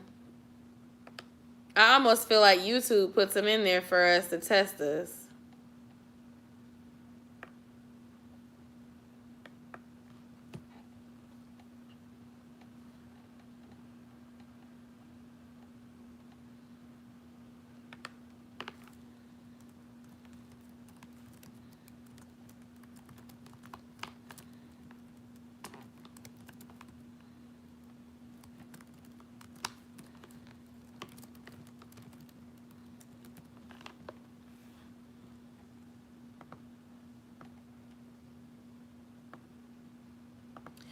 I don't know, just testing to see if you interact with sub for sub or, you know, something like that.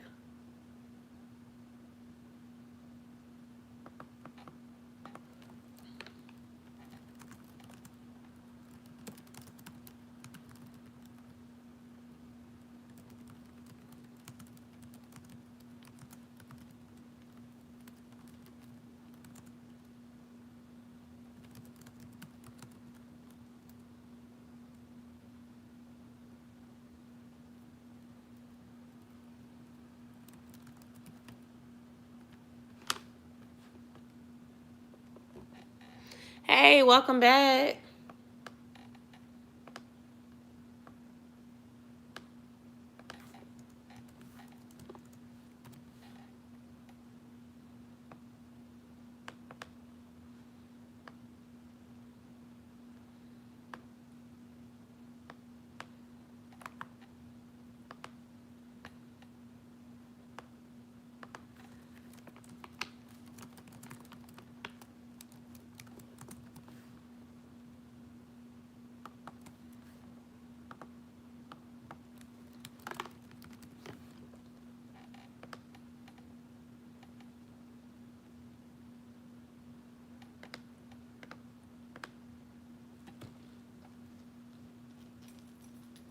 Oh no, I hope you feel better. I'm sorry to hear that.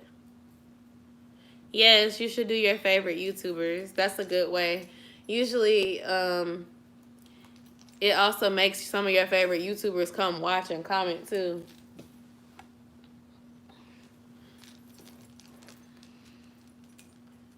My experience, it's on YouTube. I ain't gonna say it right now, but it's on YouTube.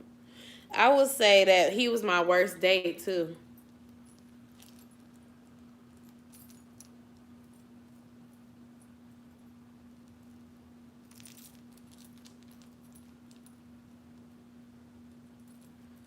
What is going on?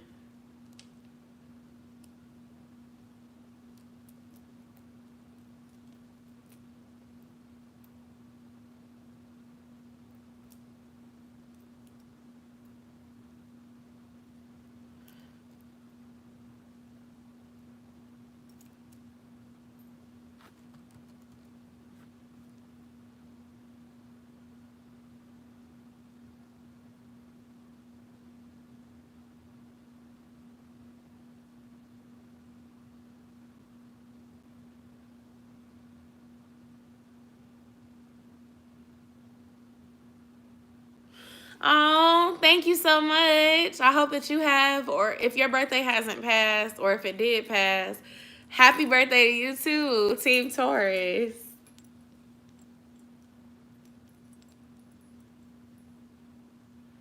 Thank you so much for spending time with us tonight, Hippie Love Official. I'll talk to you later. Y'all, I'm about to actually go to sleep myself because it's 1 a.m. here and I need to take advantage of being able to get some rest without Josiah waking up in the middle of the night to climb into bed with us. So I thank y'all so much for spending time with me tonight and Wednesday and always. I hope y'all have a great night and I'll talk to y'all later.